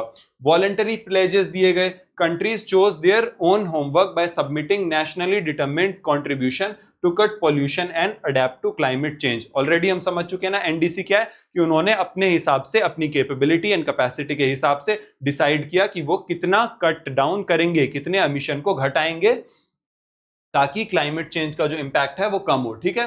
अब आउटसाइड कोटास कुछ नहीं था, इसको आसान था ज्वाइन करना बिकॉज जो टारगेट थे वो क्या थे? सेल्फ चोजन थे। ऐसा कोई नहीं था कि कोई बाहर की फोर्स है, एक्सटर्नल अथॉरिटी है, वो आपकी कंट्रीज के ऊपर फोर्स कर रही है, ठीक है। तो it was easier to join, ठीक है। स्ट्रिक्ट ग्लोबल टारगेट, ऐसा क्या था इसमें? Locks in a legally binding goal to keep global warming well below 2 degree Celsius and aim for 1.5 degree Celsius. तो मतलब इसमें कोई ऐसा पर्टिकुलर हर कंट्री के लिए ग्लोबल टारगेट नहीं डिटरमाइन किया, यहाँ पे सबके लिए एक कॉमन टारगेट डिटरमाइन कर दिया गया कि सारी कंट्री को 2 डिग्री से कम आपका ग्लोबल वार्मिंग को रखना है और एम क्या करना है, 1.5 डिग्री से उसको कम रखा जाए। ठीक है, तो कोर शिफ्ट समझो इसमें क्या था, binds the entire world to same final destination. इसने क्या बोला कि हम सबकी डेस्टिनेशन एक है, लेकिन जो हमारा पाथवे है वो क्या है, हर एक इंडिविजुअल नेशन का पाथवे अलग होगा और वो अपना पाथवे खुद से डिटरमाइन कर सकता है। ठीक है, तो how Paris tries to fix Kyoto's problem, तो यहां पे क्या हुआ, आपको बॉटम अप्रोच देखने को मिली, बॉटम अप अप्रोच, जिसमें आपने एनडीसीज के थ्रू अपने क्लाइमेट टारगेट को डिसाइड कर लिया। और इसमें पार्टिसिपेट करना क्या था, आसान था, फ्लेक्सिबल सीबीडीआर एंड इक्विटी, सारी कंट्रीज को ये कर दिया गया कि आप सब क्लाइमेट चेंज के ऊपर एक्ट करोगे, लेकिन जो आपकी रिस्पॉन्सिबिलिटीज है they depend on historical emission and economic capacity, कि आप अपनी जो रिस्पॉन्सिबिलिटीज है आप देख लो कि आपने हिस्टोरिकली कितना एमिट किया है और आपकी जो इकोनॉमिक कैपेसिटी है वो कितना एमिशन को कट करने को अलाउ करती है। ठीक है, और इसमें किसके ऊपर फोकस किया गया, आपके अडेप्टेशन और क्लाइमेट फाइनेंस के ऊपर, जिसमें आपने रिकॉग्नाइज किया the needs of developing country, क्योंकि आप अगर किसी डेवलपिंग कंट्री के डेवलपमेंट को रोक दोगे तो क्या वो ग्रो कर पाएगी, नहीं ग्रो कर पाएगी। ठीक है, developed countries promised climate finance support of at least 100 billion annually. ठीक है, और इसका एम क्या था, aim was to prevent poorer countries for bearing the most of the climate burden, की मतलब आपके जो डेवलपिंग नेशंस है उनके ऊपर सारा का सारा बर्डन ना आ जाए, इसलिए जो आपके डेवलप्ड कंट्रीज हैं उन्होंने प्रॉमिस किया कि वो क्लाइमेट फाइनेंस सपोर्ट प्रोवाइड करेंगे ऑफ एटलीस्ट 100 बिलियन डॉलर्स। ठीक है, तो to conclude what we can say that जो क्योटो प्रोटोकॉल है वो फेल हुआ था बिकॉज वो क्या था, बहुत ज्यादा स्ट्रिक्ट था और कंपलसरी रूल्स थे, जो कि आपके मेजर जो पॉल्यूटिंग कंट्रीज थी, जो डेवलप्ड कंट्रीज थी, उन्होंने नहीं माने। लेकिन पेरिस अग्रीमेंट में क्या हुआ, इसको सॉल्व करने की कोशिश की गई, क्योंकि इन्होंने क्या किया, एक फ्लेक्सिबल सिस्टम डेवलप किया जहां पे हर कंट्री के पास अपने एनडीसीज के थ्रू अपना टारगेट डिटरमाइन करने की आजादी थी, जिसकी वजह से क्या हुआ, ज्यादा कंट्रीज विलिंग हुई ज्वाइन करने के लिए, but it also made the agreement harder to strictly enforce. लेकिन इसकी वजह से जब मान लो जब सारी कंट्रीज के पास खुद की आजादी आ गई कि वो अपने हिसाब से लॉज को फॉलो करें, अपने लिए लॉज टारगेट्स बनाए, तो उसको इम्प्लीमेंट करने में भी काफी ज्यादा दिक्कत देखने को मिली। ठीक है, तो क्वेश्चन नंबर 8 आपका कहता है डिटेल द,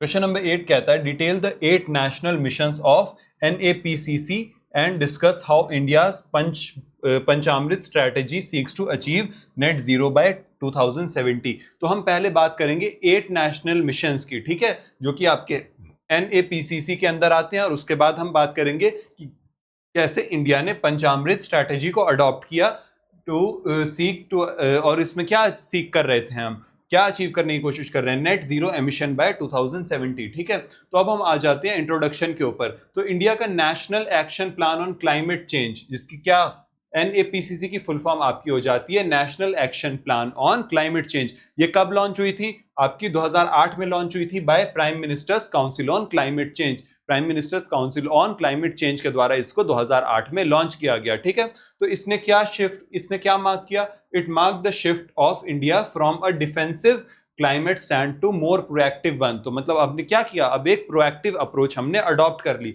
और इसका सेंट्रल आइडिया क्या था, इट वाज टू को बेनिफिट अप्रोच। ठीक है, को बेनिफिट अप्रोच हमने इसमें अपनाने की कोशिश करी, जिसके अंदर हम climate action should also support India's own development, जिसमें हमने इंडिया के डेवलपमेंट को बोला कि हम डेवलपमेंट ऐसे करेंगे और क्लाइमेट को प्रोटेक्ट करने के लिए ऐसे एक्शन लेंगे जिससे आपका डेवलपमेंट भी होता रहे। ठीक है, जैसे कि हमने एनर्जी एक्सेस के अंदर काम करा, ठीक है, वाटर सिक्योरिटी, सस्टेनेबल एग्रीकल्चर और क्लीनर सिटीज जैसे गोल्स को क्लाइमेट से जोड़ दिया और डेवलपमेंट को भी नहीं रोका। ठीक है, तो इसके अंदर हमारे मेन 8 मिशंस थे।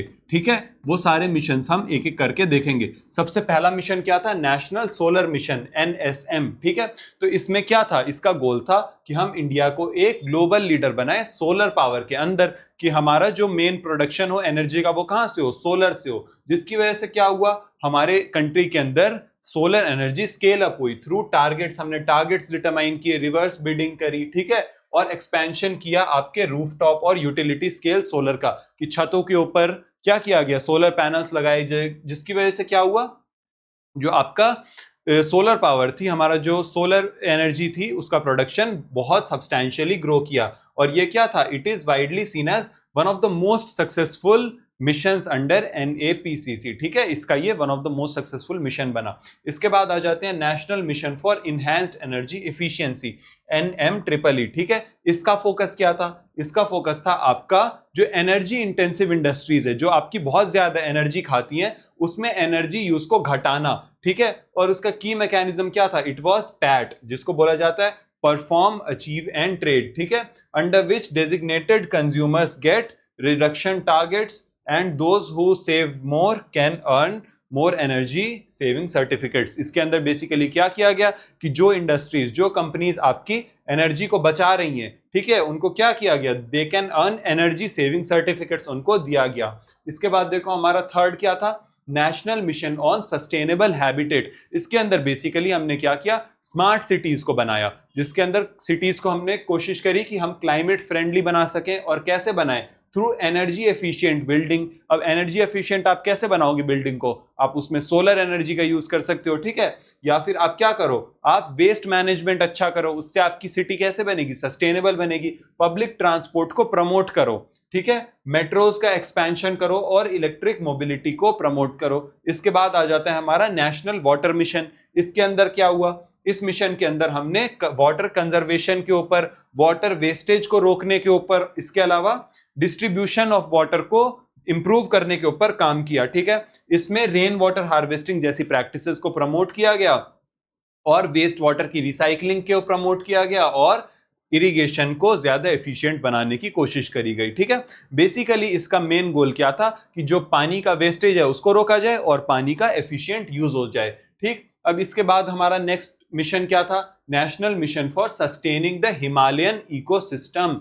अब बेसिकली आप समझ गए होंगे जो हिमालयन इकोसिस्टम कितना फ्रेजाइल है, उसको आप बचाने की कोशिश करोगे इसके अंदर। तो जो हिमालयन रीजन है, जो आपकी रिवर्स के लिए वाइटल है, बायोडाइवर्सिटी के लिए वाइटल है और क्लाइमेट स्टेबिलिटी के लिए भी वाइटल है, उसको आप क्या करोगे, बचाओगे, ठीक। इट फोकसेस ऑन ग्लेशियर की आप मॉनिटरिंग करोगे, ecological assessment and research on Himalayan vulnerability. तो आप कोई भी ऐसा डेवलपमेंट प्रोजेक्ट ना लाओ जिससे आपका हिमालयन इकोसिस्टम क्या हो, डिस्टर्ब हो। देन 6 नंबर पे आ जाता है हमारा national mission for green India, GIM।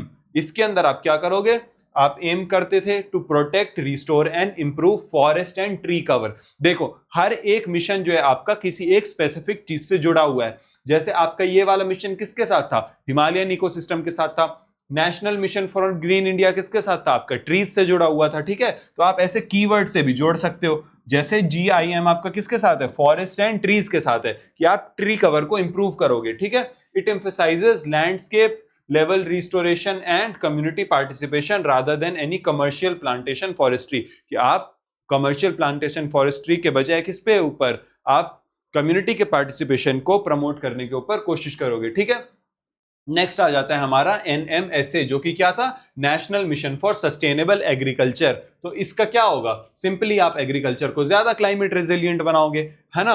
इसके अंदर आप सॉइल हेल्थ को प्रमोट करोगे, वाटर का एफिशिएंट यूज करोगे और क्लाइमेट टॉलरेंट क्रॉप्स को उगाओगे, ताकि जो फार्मिंग है वो सरवाइव करे, कब, जब ड्रॉट आए या फिर फ्लड आए या हीट वेव बढ़ जाए, ऐसे केसेस में आपकी क्रॉप खराब हो जाती है ना। तो आप ऐसी एग्रीकल्चर प्रैक्टिसेस को अडॉप्ट करो जिसकी वजह से ये सारी चीजों का इंपैक्ट जो है वो आपके एग्रीकल्चर के ऊपर उतना ज्यादा डायर ना रह जाए, ठीक है। और 8th नंबर पे आ जाता है हमारा national mission on strategic knowledge for climate change. इसका मिशन का क्या गोल था, to build the scientific and policy knowledge base for climate action, कि मतलब हमारा नॉलेज बेस जो है क्लाइमेट एक्शन के ऊपर वो बढ़ना चाहिए। और it supported then research, climate modelling and university centres and collaboration, ताकि ऐसी पॉलिसी बनाई जाए that is informed by science, की मतलब साइंस बैक्ड पॉलिसी बनाओगे।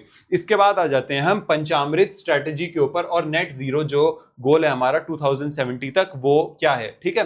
तो जो पंचामृत स्ट्रेटेजी है उसको किसने अनाउंस किया था, उसको हमारे PM मोदी जी ने अनाउंस करा था, कब, 2021 में एट ग्लासगो स्कॉटलैंड और ये वाला COP26 सम्मेलन के अंदर, ठीक है, and gave fresh direction to India की क्लाइमेट कमिटमेंट। तो ये आप देखोगे कि कैसे एक तरीके से एवोल्यूशन देखने को मिला इसमें, ठीक है। इसको पंचामृत बोला गया बिकॉज इसके अंदर क्या किए गए, 5 की प्लेज लिए गए थे। अब वो 5 प्लेज क्या थे, सबसे पहला था 500 gigawatt of non fossil fuel electricity capacity by 2030, कि हम 500 GW इलेक्ट्रिसिटी प्रोड्यूस करने की कैपेबिलिटी तक पहुंच जाएंगे। और वो इलेक्ट्रिसिटी कैसी होगी, नॉन फॉसिल फ्यूल से आ रही होगी आपकी। और ये गोल कब का रखा गया, 2030 का रखा गया। सेकेंड गोल क्या था कि जो हमारी 50% energy requirement from renewable resources by 2030, कि आधी से ज्यादा जो हमारी एनर्जी की रिक्वायरमेंट है वो हम रिन्यूएबल रिसोर्सेज से करेंगे। थर्ड नंबर पे क्या था, जो टोटल प्रोजेक्टेड कार्बन एमिशन है उसको हम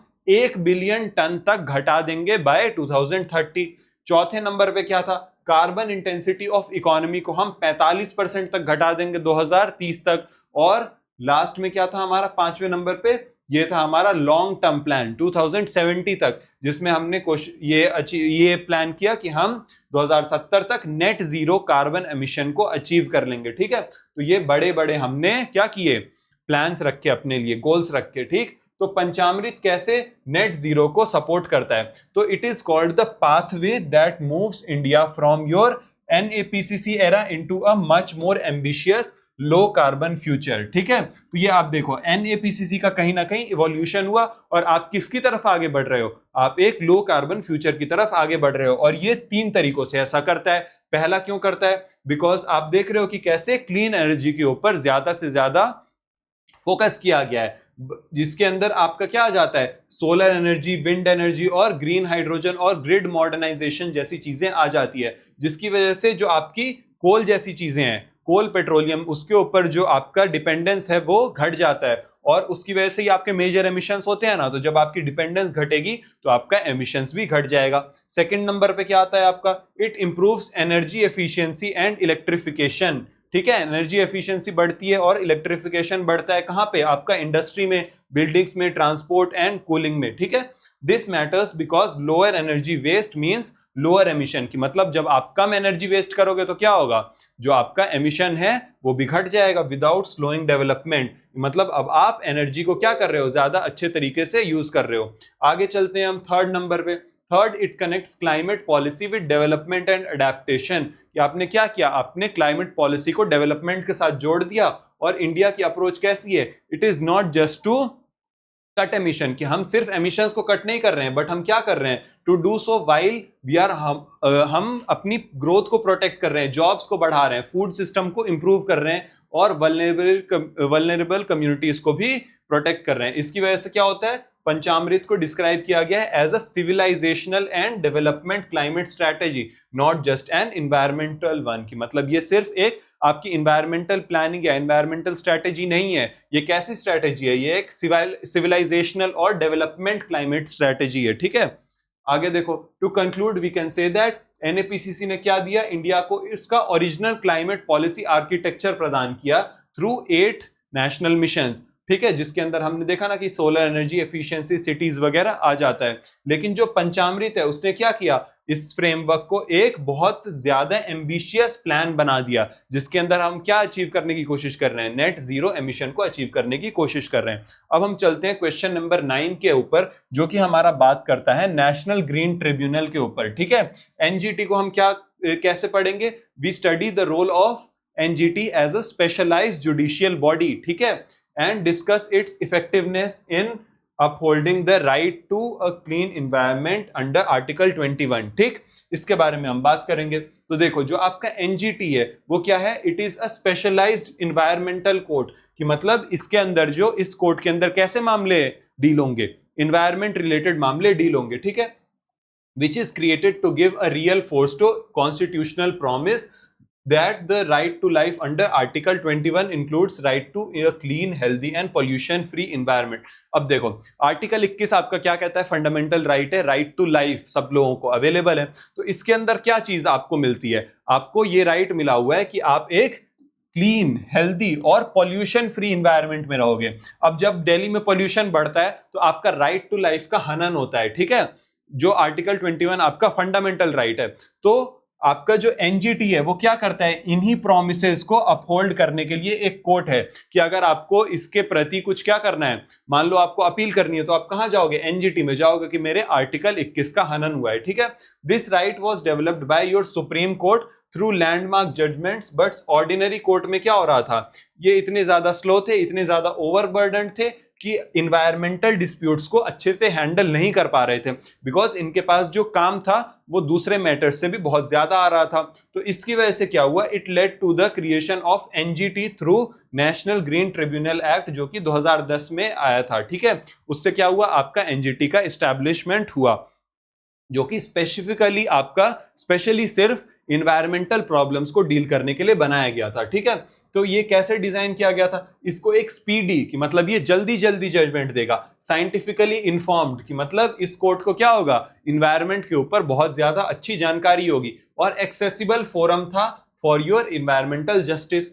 ये स्पेशल क्यों था, बिकॉज इसने क्या किया, जुडिशियल मेंबर्स को और एक्सपर्ट मेंबर्स को कंबाइन कर दिया, ताकि जो लीगल रीजनिंग है, जो आपकी कानून की समझ है और इकोलॉजिकल और टेक्निकल नॉलेज है, उसको क्या किया जा सके, पेयर किया जा सके। बिकॉज जो आपके कोर्ट में जजेस होंगे, जो आपके लॉयर्स होंगे, वो इस नॉलेज को लेके आएंगे, और जो आपके इन्वायरमेंटल एक्सपर्ट्स होंगे वो आपको इकोलॉजी और टेक्निकल नॉलेज प्रोवाइड कराएंगे, ठीक है।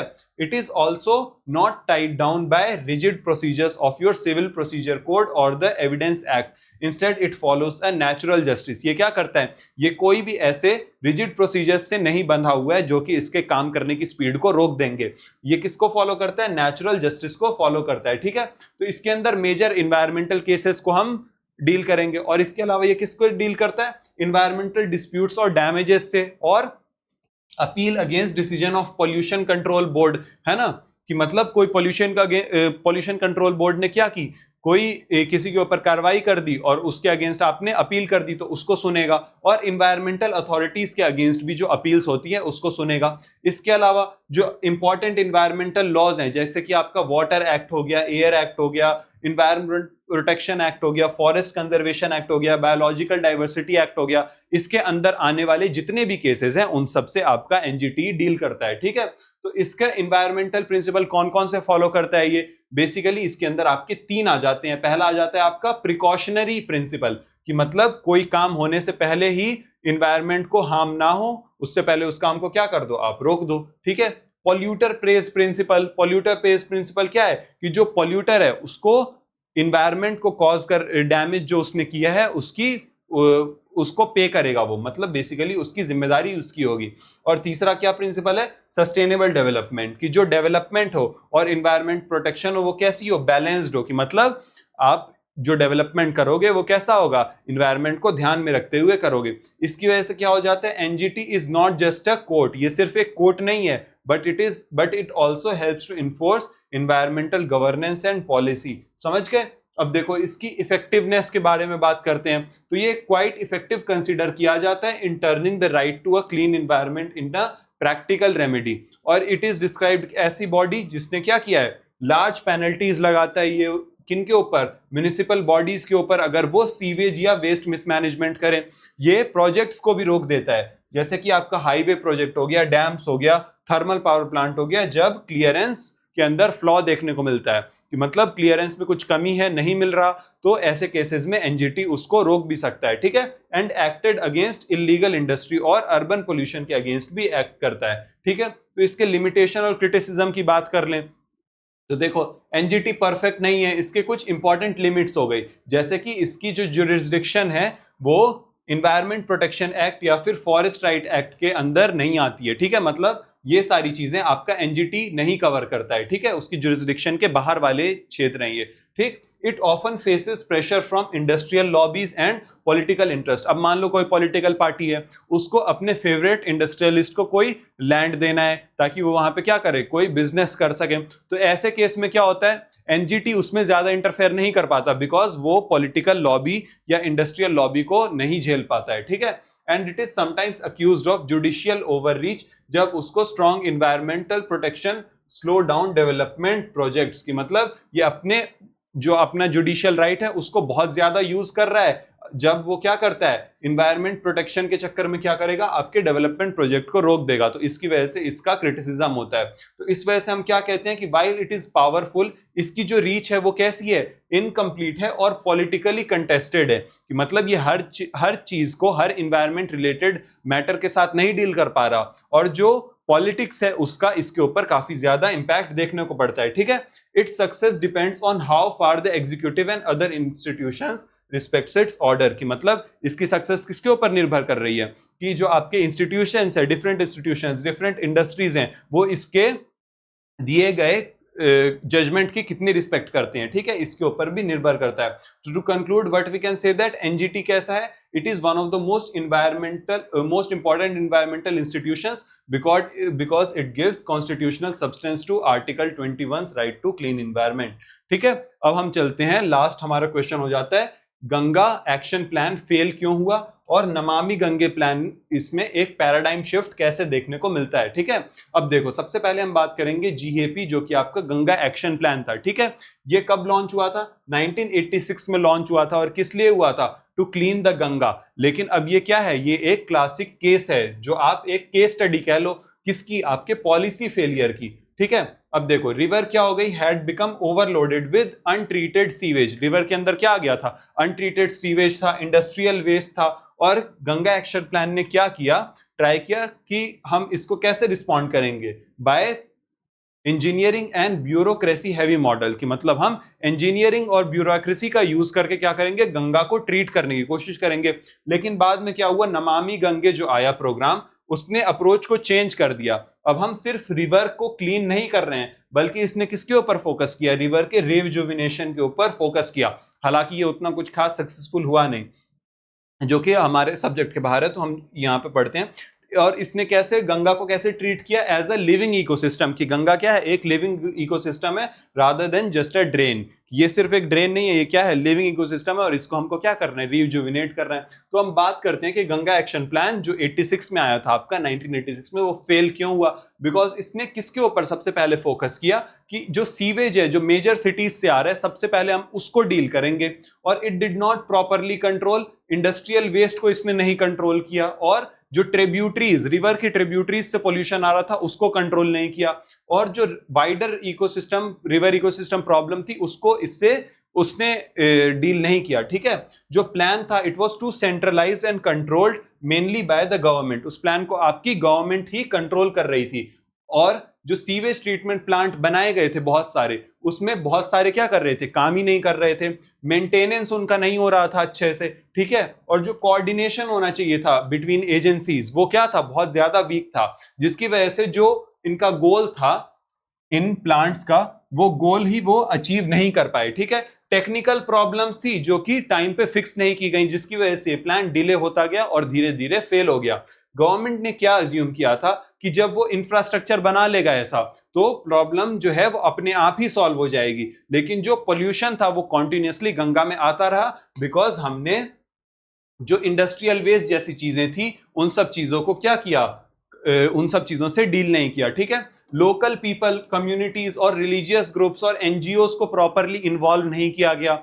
Without the support of people कोई भी पॉलिसी सक्सीड नहीं कर सकती है। ठीक है, because of lack of public participation और लोकल रिस्पॉन्सिबिलिटी, जो प्रोजेक्ट था वो क्या हुआ, ओवर टाइम इनइफेक्टिव होता चला गया। तो जो नमामि गंगे प्रोजेक्ट आया, वो कैसे इससे डिफरेंट बना, तो ये जो प्रोजेक्ट था ये आपका 2014 में आया। तो कितने साल हो गए, 28 साल के बाद आया, by government of India, to clean and protect your river Ganga.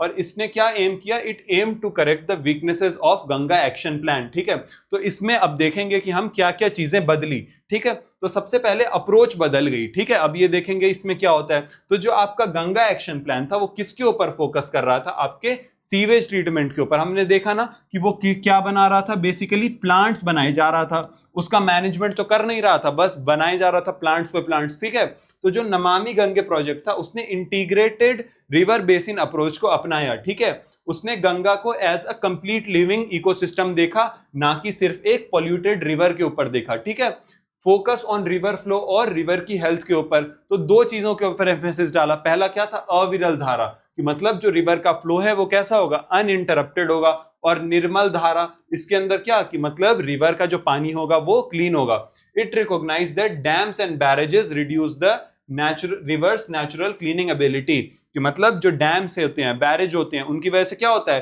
River की जो सेल्फ क्लीनिंग कैपेसिटी होती है, कैपेबिलिटी होती है, वो घट जाती है। और इसने किसके ऊपर फोकस किया, पोल्यूशन कंट्रोल और इकोलॉजिकल हेल्थ के ऊपर भी फोकस किया। ठीक, सिस्टम का ज्यादा अच्छा इंप्लीमेंटेशन हमको देखने को मिलता है। इसने हाइब्रिड एन्युटी मॉडल को इंट्रोड्यूस किया, जिसके अंदर आपको अब देखो हाइब्रिड मॉडल देखने को मिल रहा है। यहाँ पे प्राइवेट कंपनीज जो है वो ऑपरेट करेंगे आपके सीवेज ट्रीटमेंट प्लांट को। Payment depend partly on performance and maintenance. जो आपकी पेमेंट है वो किसके ऊपर, उन कंपनीज को पेमेंट कब मिलेगी, जब वो अच्छे से परफॉर्म करेंगी, अच्छे से उन प्लांट्स का मैनेजमेंट करेंगे। ठीक है, ये क्यों किया गया, बिकॉज जो पुअर मेंटेनेंस पहले देखने को मिल रहा था गंगा एक्शन प्लान के टाइम, वो चीज ना हो सके, क्योंकि अब जो मैनेजमेंट था, जो मेंटेनेंस था, वो कैसा हो गया, वो परफॉर्मेंस से काफी ज्यादा इफेक्ट होने लगा, कि मतलब अगर आपका परफॉर्मेंस अच्छा नहीं होगा तो आपको पेमेंट नहीं प्रदान किया जाएगा। ठीक है, मॉडर्न मेथड्स को यूज किया गया, जैसे बायो रेमेडिएशन, एफोरेस्टेशन किया गया। ठीक है, जहां पे पेड़ों को लगाया गया, वेटलैंड्स का रेस्टोरेशन किया गया, वाटर क्वालिटी को कॉन्टिन्यूसली मॉनिटर किया गया और ड्रोन से सर्वेलेंस किया गया। ठीक है, पब्लिक और कम्युनिटी का पार्टिसिपेशन, जो कि आपका गंगा एक्शन प्लान का एक बहुत बड़ा क्रिटिसाइजिंग पॉइंट था, उसको हमने क्या किया, यहाँ पे नोटिस किया। ठीक है, greater involvement of local communities and awareness plans, कि मतलब आपने जो लोकल कम्युनिटीज है उसको अब यहाँ पे इन्वॉल्व करा है। ठीक है, जो कि पहले नहीं हो रहा था। लॉन्ग टर्म रिवर कंजर्वेशन के ऊपर फोकस किया, ना कि शॉर्ट टर्म क्लीनिंग प्रोजेक्ट के ऊपर, कि आपने ऐसा नहीं देखा इस प्लान के अंदर की जो शॉर्टली बहुत छोटे टाइम में हम क्या करें, छोटे छोटे टाइम पीरियड्स में हम रिवर को साफ करते रहें, बल्कि हमने देखा कि एक बड़ा शिफ्ट लाया जाए ताकि लॉन्ग टर्म में रिवर क्या हो, रिजुविनेट हो जाए। तो हम कंक्लूजन में क्या कहेंगे कि जो आपका गंगा एक्शन प्लान था वो क्यों फेल हुआ, because it was too centralised, और यहाँ पे क्या था, ज्यादा इंजीनियरिंग फोकस था, ज्यादा ब्यूरोक्रेटिक फोकस था। ठीक है, और ये वीक किस में था, आपका मेंटेनेंस और कम्युनिटी पार्टिसिपेशन में वीक था। लेकिन जो नमामि गंगे प्रोग्राम है वो एक पैराडाइम शिफ्ट है, वो बहुत बड़ा शिफ्ट है, because it sees river as a living ecosystem. आपने क्या देखा, रिवर को एज अ लिविंग इकोसिस्टम देखा, rather than just a dirty river, जिसके अंदर हमने इकोलॉजी को टेक्नोलॉजी से कंबाइन कर दिया और we move towards basin wide performance based, है ना, परफॉर्मेंस बेस्ड देखा हमने इसमें, कि मतलब कैसे आपको परफॉर्मेंस करने पे ही पैसा मिलेगा, and a more holistic governance के ऊपर। ठीक है, तो ये कैसा है, ये एक ऑनगोइंग प्रोजेक्ट है, लेकिन ये एक ज्यादा अच्छी अप्रोच है rather than your Ganga action plan. ठीक है, तो यहाँ पे ये लेक्चर पूरा हो जाता है आपका। इसके अंदर हमने 10 क्वेश्चन करे हैं बहुत जल्दी में, ऑलमोस्ट 90 मिनट्स का आपका ये लेक्चर होगा। आई होप आपको ये अच्छा लगा हो। जो आपको इसका पीडीएफ ग्रुप के अंदर मिल जाएगा, ठीक है, मोस्ट इंपॉर्टेंट क्वेश्चंस का, उसको आप अच्छे से पढ़ लेना एक बार जब भी आप जा रहे हो पेपर देने। ठीक है, मोस्ट इंपॉर्टेंट क्वेश्चंस का ये वाली पीडीएफ आपको दे दी जाएगी। ठीक, और अगर पसंद आया वीडियो तो लाइक कर देना, अगर कोई डाउट हो तो कमेंट कर देना, और कोशिश करना कि आप अच्छे से अच्छा इसमें क्या करो, परफॉर्म कर पाओ एग्जाम के अंदर, क्योंकि इसके कोई पीवाईक्यूज नहीं थे, तो हमने चारों यूनिट अच्छे से कवर कर लिए। 80 to 90% आपका कवरेज हो गया है, बिकॉज सारे मेजर टॉपिक्स इस वाले वीडियो में हमने किए हैं कवर। ठीक है, तो that's all from my side. आप एकलव्य स्नातक यूट्यूब चैनल को सब्सक्राइब कर लेना। ठीक है, चलो, तो that's all, bye bye, best of luck for your exam.